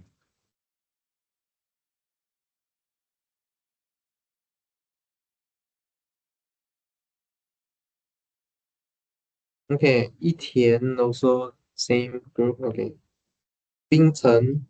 Miao Bing Chen. Okay. Have we decided your topic? Shape of a cane. Okay. How run? Yeah. How run? Not yet, right? Just now, did I know who is the leader already? How run? Yu Tao. And then Jing Yi. Jing Yi. Yeah. Haven't found your leader yet. Yiling. Oh, yeah. Okay, good. Okay, so then you left with topics. Desmond. Yeah, Desmond, have you fixed your topics? What's your topics? Number one, Newton's method. Okay. Who's your leader? Huh? Haven't decided. Okay. Okay, Newton's method for me. For me. Chung Yi, not here. Lua Chung Yi. Lua Chung Yi. In Jie, how about In Jie? Have you guys tell me your topic yet?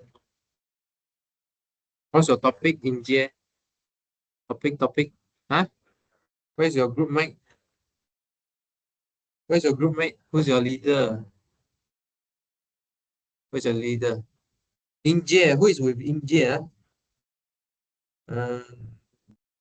Bradley, Aaron. Inje, your group mate. Alicia, what's your topic? You're confused. Okay. Okay, dilemma. So who's your leader? Felicia, huh? Okay, Felicia. Sure. Okay, please decide by this week. Gopagani. Yeah. Have you decided your topic yet? Not yet. Who's your leader again? Huh? Hao Yun, huh? Hao Yun, meh? Is it the same as Hao Yun? Yeah, Hao Yun, good. Han Xiang. Han Xiang is leader, just now, did you say? Okay, I need to record it. All right, please decide soon. Arthur, how about Arthur? Theory to economics, all topics too. Okay, good. Economics, topics economics. Leader, how about leader? Madia, huh? Okay. Madia. All right. Jose, okay. Jose got Isham, same group, yeah. Daniel got. How about Hashim bin Yusuf Hashim? Yeah. How's your? Did you have a group mate? No. Are you finding a group mate here? Sorry. Then you are still looking. Okay, please find it quick. People are deciding topics already. Yusuf here, Madia here, Aaron here, Brandon is topic fixed, not fixed yet. Brandon. Hey, where is it? Brandon? Yeah, Brandon. Brandon is group 5. Group 5 just now. Yeah, shape of a cake. Okay. Alicia got Guna Kanti. Is Guna Kanti here? Guna Kanti. Yeah. You ever found group yet? Okay. Yeah, 2 of you. Please find groups. Yeah. If not, you need to form a groups. Margaret at the back, right?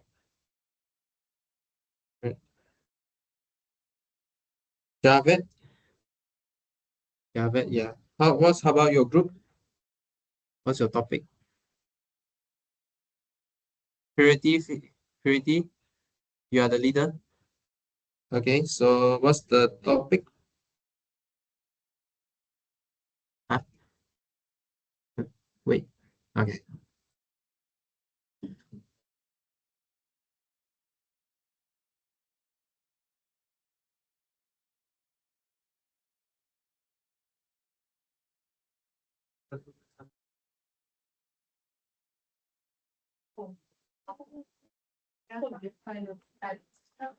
Descent. Okay, so it's a topic 4.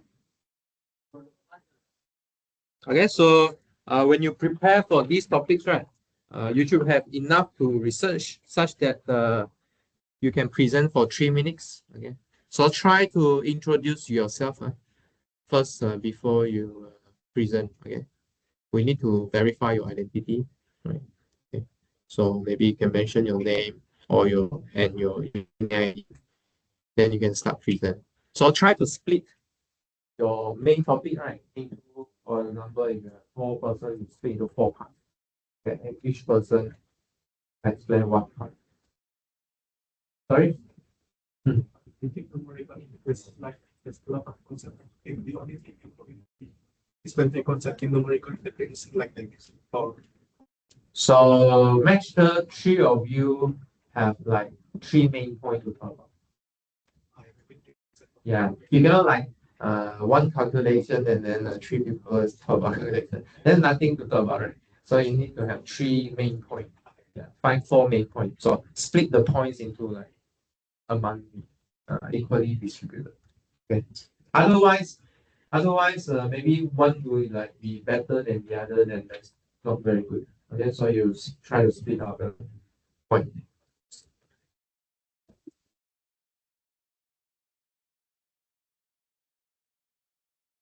If it is not enough points, right, you can always add extra things into your presentation. Okay. If you think that the textbook question is too few, maybe you can think of some idea and then add it in. It's fine. It's very free one. It's not fixed.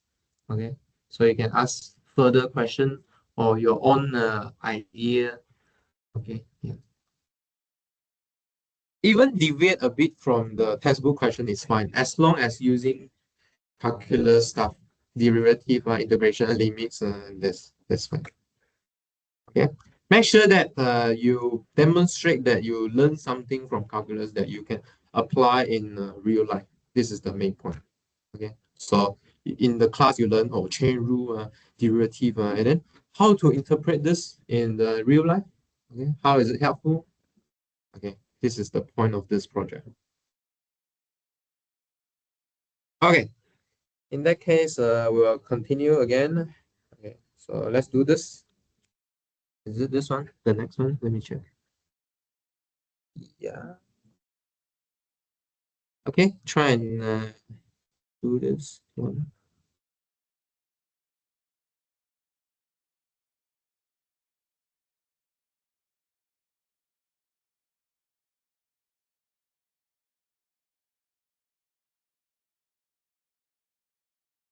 Yeah, try and do this.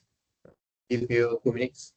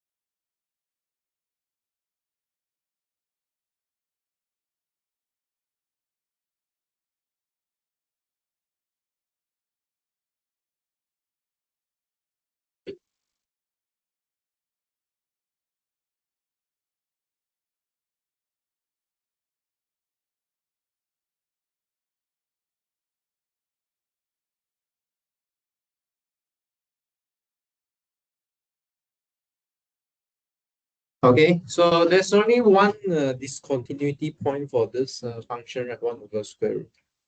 Sorry, fourth root of x, right? When x equals to 0. Okay, so that's the place where you need to consider doing limit.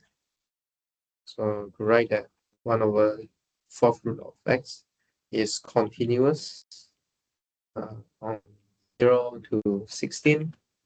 Okay. The interval, half open interval from 0 to 16.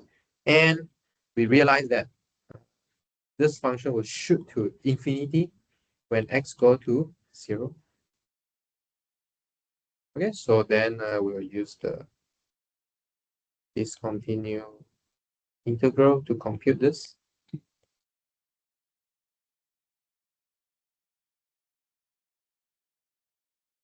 It's a one-sided limit.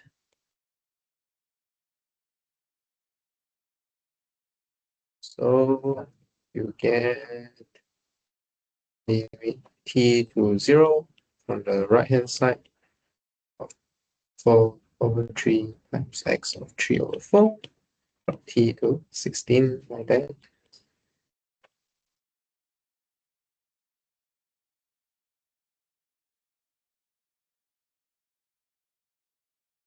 Okay, then you use the limit computation to get 32 over.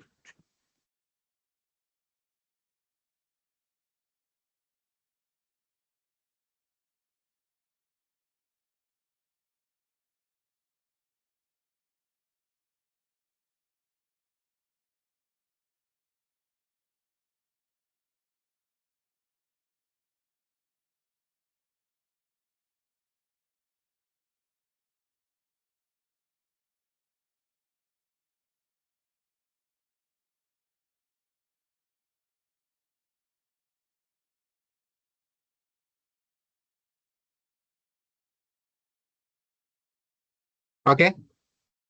Okay, so this is for this question. And for next question, again, we come back to this 1 over x to the p thing. But just now we integrate until infinity, right? But now instead of going to infinity, we go to 0. Okay, 0 is another problem here. Okay, 0 is another problem here. So what should we do here? Okay, just now, did you recognize just now what we did was we go from 1 to infinity. Okay, we show that it's diverged. But now we go the other side. See what happens. What do you think if we compute the other side from 0 to 1? Diverge or converge? Can you get a finite value? No. Okay, so we can see, we can try and prove that it diverges as well. Again, left hand side, right hand side, all diverge. Okay, so let's try. So not that 1 over square root, sorry, 4, sorry, not 4 root anymore, and this is 1 over x. Right, I have some typo here. Let me remove it. Okay, so 1 over x is continuous from 0 to 1. Okay, and then taking limit x to 0 to plus of 1 over x equals to infinity. Let's shoot up to infinity. So then we can use the discontinuous integral. We call it discontinuous integral, or we call it improper integral as well. Okay, this is another improper integral, which is on the discontinuous integral. Okay, this is also an improper integral, so where we take t equals to 0 plus, integrating from t 1. Okay, so this one we did it before, which is ln x. Okay, we should get limit t to 0 plus of minus ln t. Okay. But ln, what happened to ln when you take t equals 0? Okay, so ln, the function of ln, you should remember something like this. Right? So when t goes to 0, the ln will go to negative infinity. So negative infinity times negative, you get infinity. Okay. So this diverges.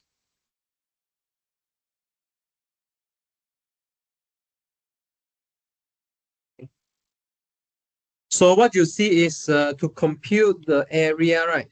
Okay, of 1 over x from 0 to 1, what you are getting is the value of ln x, actually. Okay, your ln x go to negative infinity, and then negative of it become infinity. So if you take negative ln x, right, maybe it should look like this. Negative ln x. Okay, so you can see that your area under the graph actually increasing. Does it make sense? Okay, so the purple part here is this line here going to infinity.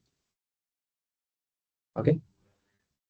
Yeah, so let's say if you cut a purple line here, maybe you are stopped at a certain level. Okay, so if you cut more purple line, then this purple line is like increasing. Okay. Yeah. So the next question is same question like just now. Okay. So for what p the integral from 0 to 1 converge? Just now we're asking from 1 to infinity. Now we're asking from 0 to 1. Okay, just now was asking from 1 to infinity. So, well, by 7.55 we did just now, right? When p equals to 1, the integral will diverge. So p equal to 1 doesn't count now. Okay, then we need to consider how about for p equals not equal to 1? Okay, do they converge or not? So for p not equal to 1, right? Xp is also continuous at the point without 0. Okay, no matter p is negative or positive. And no matter p is positive or negative, it will always continuous there. And what? And okay, it's continuous there. So for p greater than 1 minus x to the p. So okay, for p which is less than or equals to less than 1, okay, 1 over xp is actually x to the modulus p. This one makes sense or not? Does this make sense? So let's say p equals to -2, then 1 over x to the -2 is just x to the 2, which is equals to x to the modulus -2. Okay. So it's just a convenient way that I want to take a positive of. Okay. In this case here, I think this integral is easy to compute, right? If you integrate, so if you integrate x to the p from 0 to 1, what do we do? Well, I mean 1 over xp. Now, what we do is we just take x to the modulus p plus 1 over modulus p plus 1 from 0 to 1, which is 1 of, which is just 1, I think. The 1, yeah. Oh no, 1 over modulus p plus 1. So this converge.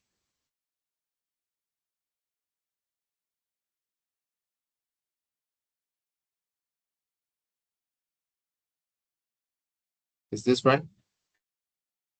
Did I do something wrong? Yeah.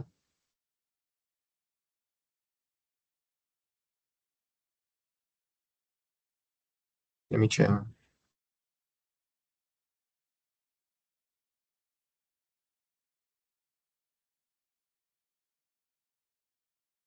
Uh, Wait, let me see.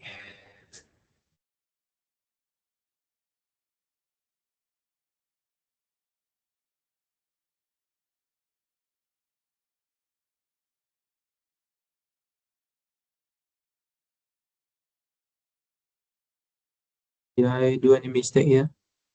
E less than 1 be fine, right?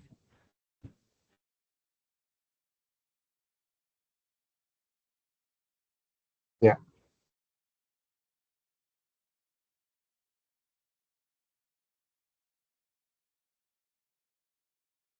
Is it okay? Anyone find any problem? E less than 1.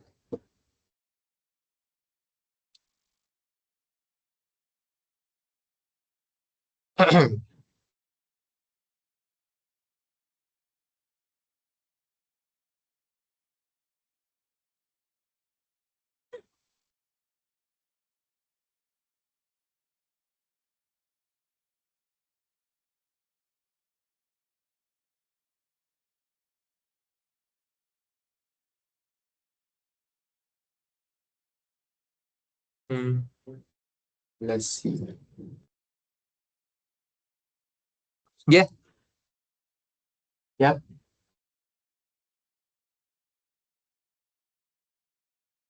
Yeah.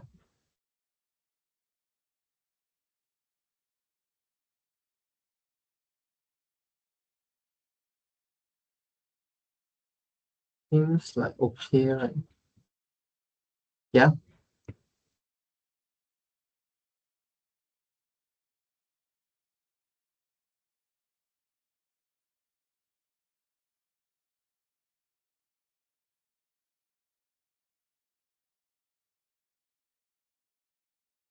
Okay, so far. Do you find any mistake?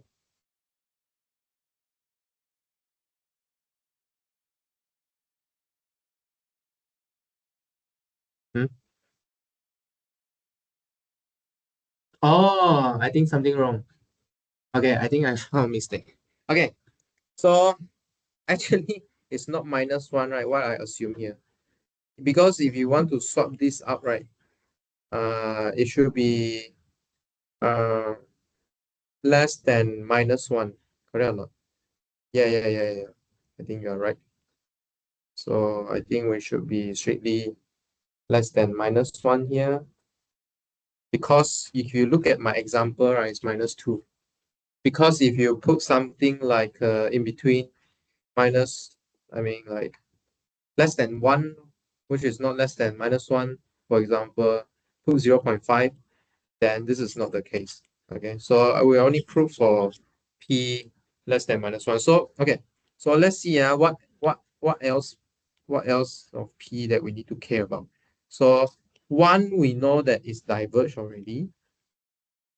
Okay, and then anything less than -1 will converge. Okay, so what we left with is everything in between -1 to 1 and 1 to 0. Okay, these are the things we need to check. Okay, so how do we check? So which one we want to check first? I think we can check them in one go, right? Can we check them in one go? Meaning just check for p greater than 1. But p is not equals to 1. Okay, can we check this in one go?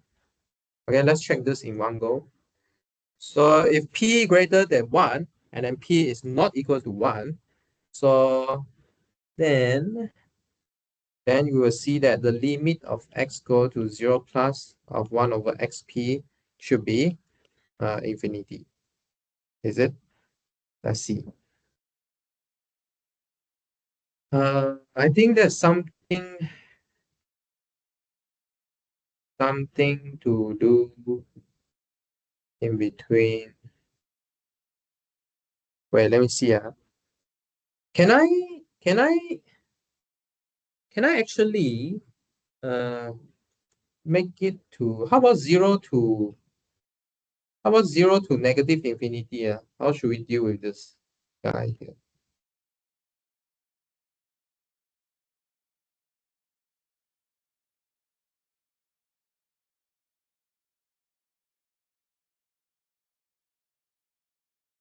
How do we deal with this guy? Okay, I think, well, I guess okay, let's restrict to 0 to infinity first, then without p, and then we deal with -1 to 0 again later. Okay, so let's deal with everything beyond 0 and then such that p is not equal to 1. And in this case, this function will shoot out to infinity at 0. And then what's the limit here?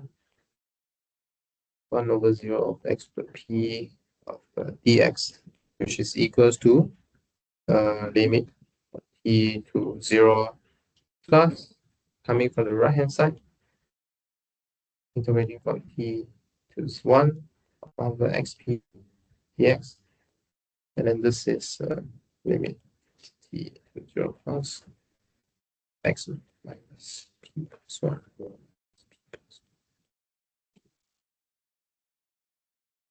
And then this thing is limit t to 0 plus minus p plus 1 plus 1 over p plus 1 t p plus 1. Okay.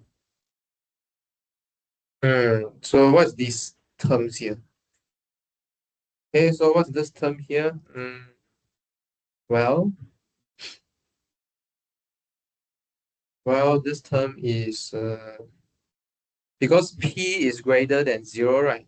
So if p greater than 0, obviously p plus 1 must be greater than 0. Okay, so this t here still stay at the downside. And then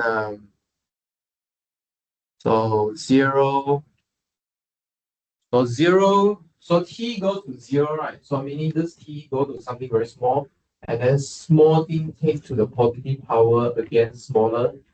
So this term will go very, very small. Right, no. Denominator become very, very small. So the whole thing will become the quotient will become very big. Okay, so go to infinity. Okay, so this term here actually diverge. Okay. Okay, so this is for p greater than 0. How about p in between?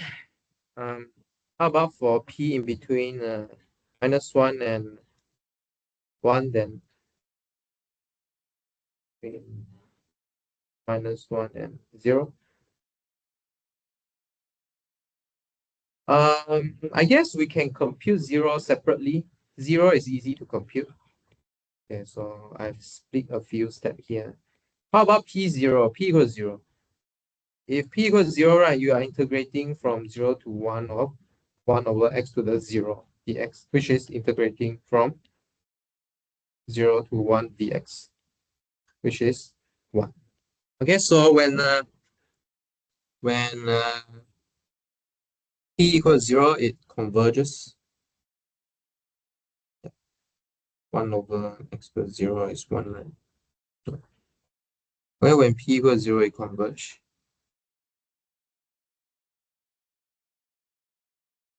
Okay, p equals to 1 diverge, p equals 0 converge.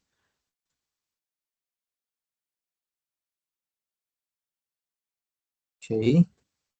But anything in between 0 and -1, what happened?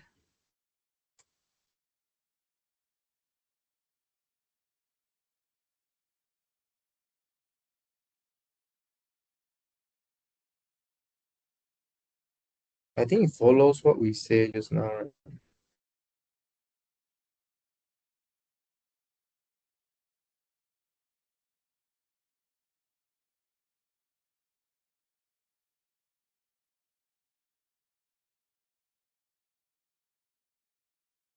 I think from 0 to -1, we can just apply the same technique here, right? From 0 to -1, anything wrong if I apply this technique? Nothing wrong. So for example, let me try some values. Okay. So maybe if you get stuck at home, you can try this method also. Try some values. Let's say x to the -0.5 dx. What is this? Integrate from 1 x to the half dx. And then x to the 3 over 2. And then divide by 2 over 3 from 0 to 1. Then this one you get 2 over 3, right? Yeah, I guess it works. Let me try one more thing. Yeah. Yeah, I guess this argument here will for anything less than 0. It should be converged at everything less than 0. Did I miss something? Why the thing I prepare and this calculation is different?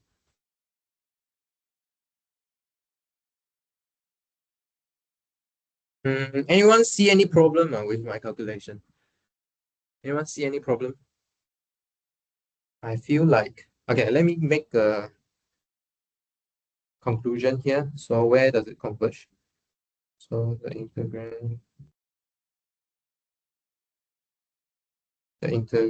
integral will converge when p is less than 0, actually less than or equal to 0, and then p greater than 0, but p not equal to 1. Also, only one place it doesn't converge. No? Is that right?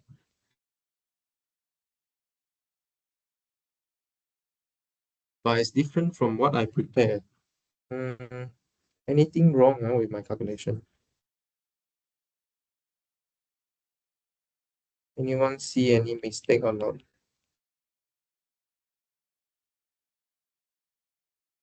I think I'm good.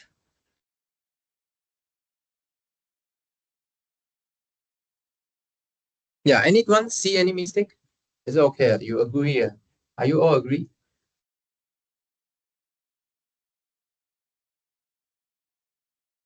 Oh, when p greater than 0, it diverge. So it only converge at p less than or equal to 0, and then diverge everywhere else. So it will diverge for p greater than 0. String greater than. Is correct or not? Yeah.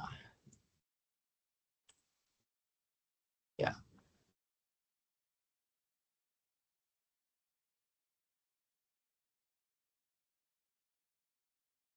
Is it okay? Should we check? Oh, never mind.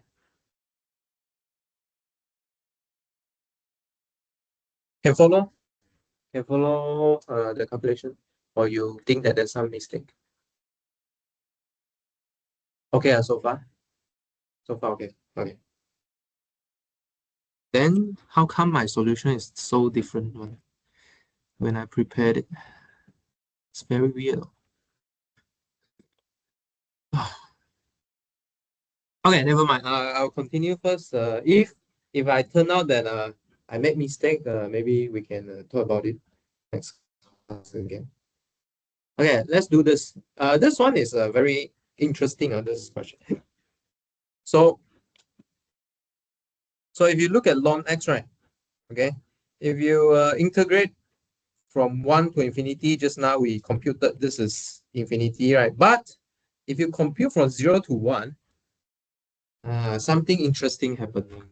Okay, try and compute this. Okay, this later I'll give you one picture to look at. This lead to one very interesting object.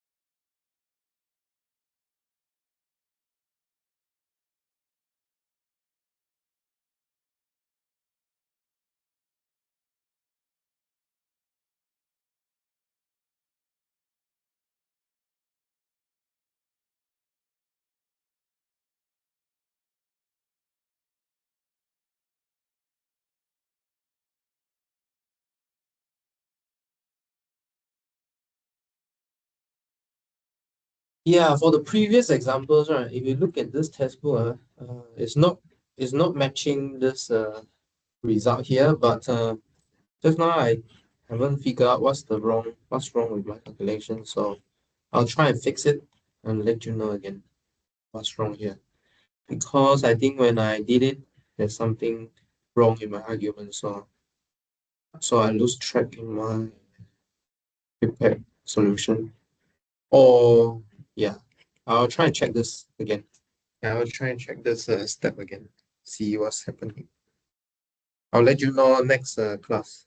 Maybe we'll come back to this question again. Oh, this is a bit different. This is 1 to infinity. But the one we consider is 0 to 1. So I guess it's different. Yeah, maybe it's different, but I will try and check it again. If my solution is correct, then we'll keep it. Okay. For the next one, this one, okay, so we can see that log s is continuous from 0 to 1, not including 0.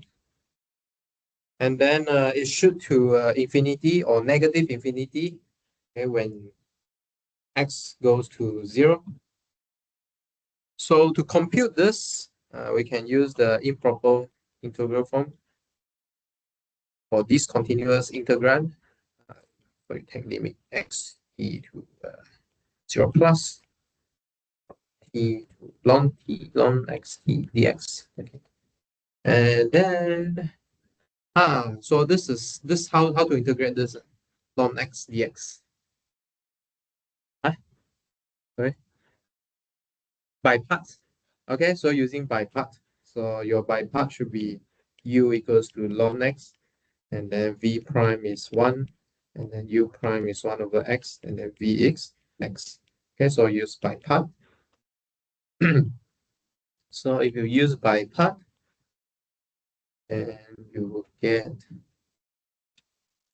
x ln x from t to 1 minus integral from t to 1 x over x dx. Okay, and then you will get t to 0 plus of minus t ln t minus square root, sorry, not square root, x evaluate from t to 1, and then very nice number coming up, minus t ln t minus 1 plus t. And then, wow, so how to compute this? T to 0 plus of negative t ln t.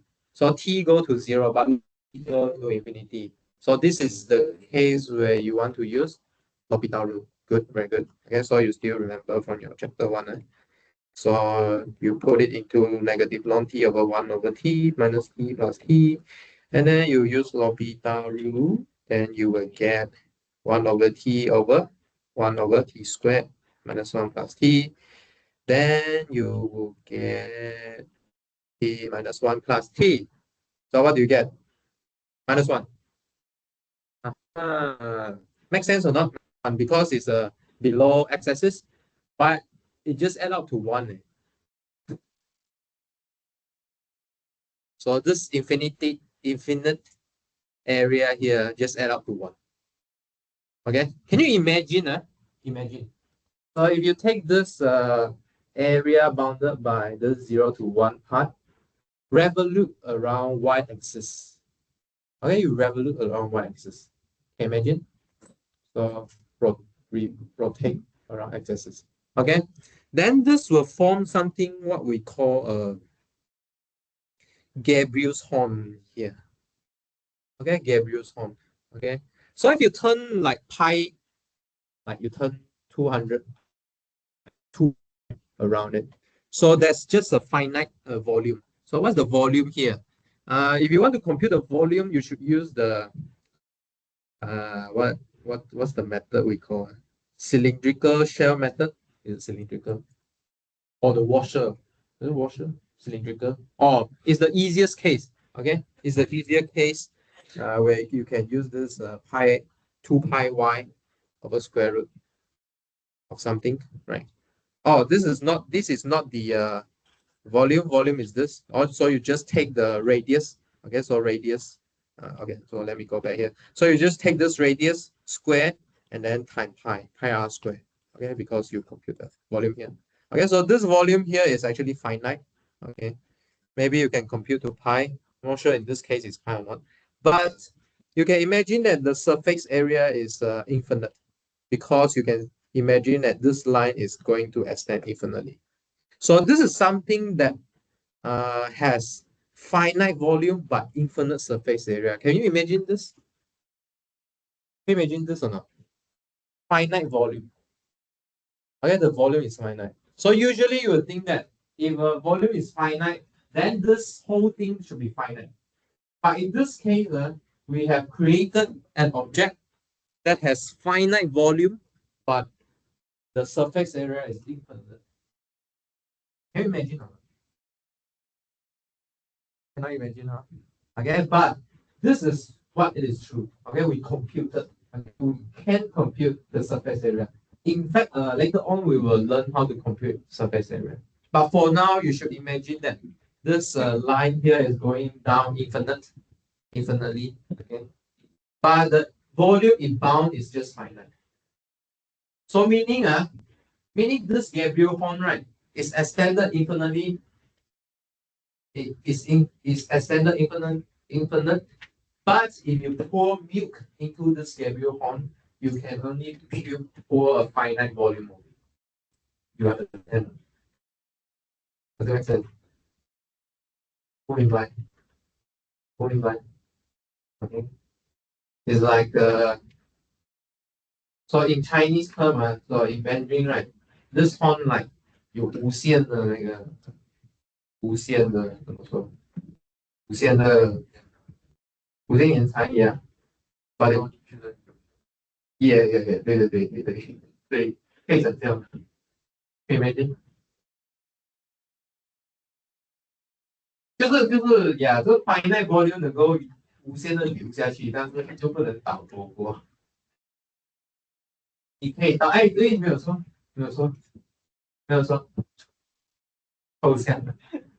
Yeah, yeah. If you go deeper to mathematics 还有更多这么奇葩的 example 出现。Okay, volume is finite, but the surface area is. Okay. How do you imagine this? Maybe when you go downwards into the most infinite part, right, you can think of it like it's very very thin. 很少东西可以流过去了，它已经越来越挤，越来越挤了。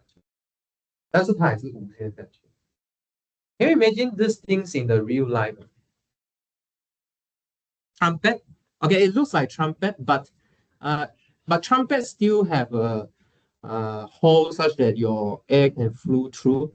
But for these cases, right, you should imagine when you go infinitely far, it should get very, very, very close to each other until maybe your water molecule cannot pass by already. You understand what I say? I think there's something real life looks something like that. Yeah. You can think of that. Yeah, muted candy and then pull like that. And then at the very far thin, it's very easy to break already because there's not much volume there. Yes, you can think of that. Yes. Yeah, good. Okay, good. Let's see. Yeah, actually, we are quite good in our progress. You want to stop here or you want to go further? Stop here? Yeah, we can break earlier because we are quite fast. Yeah, okay, so maybe we'll see you next week.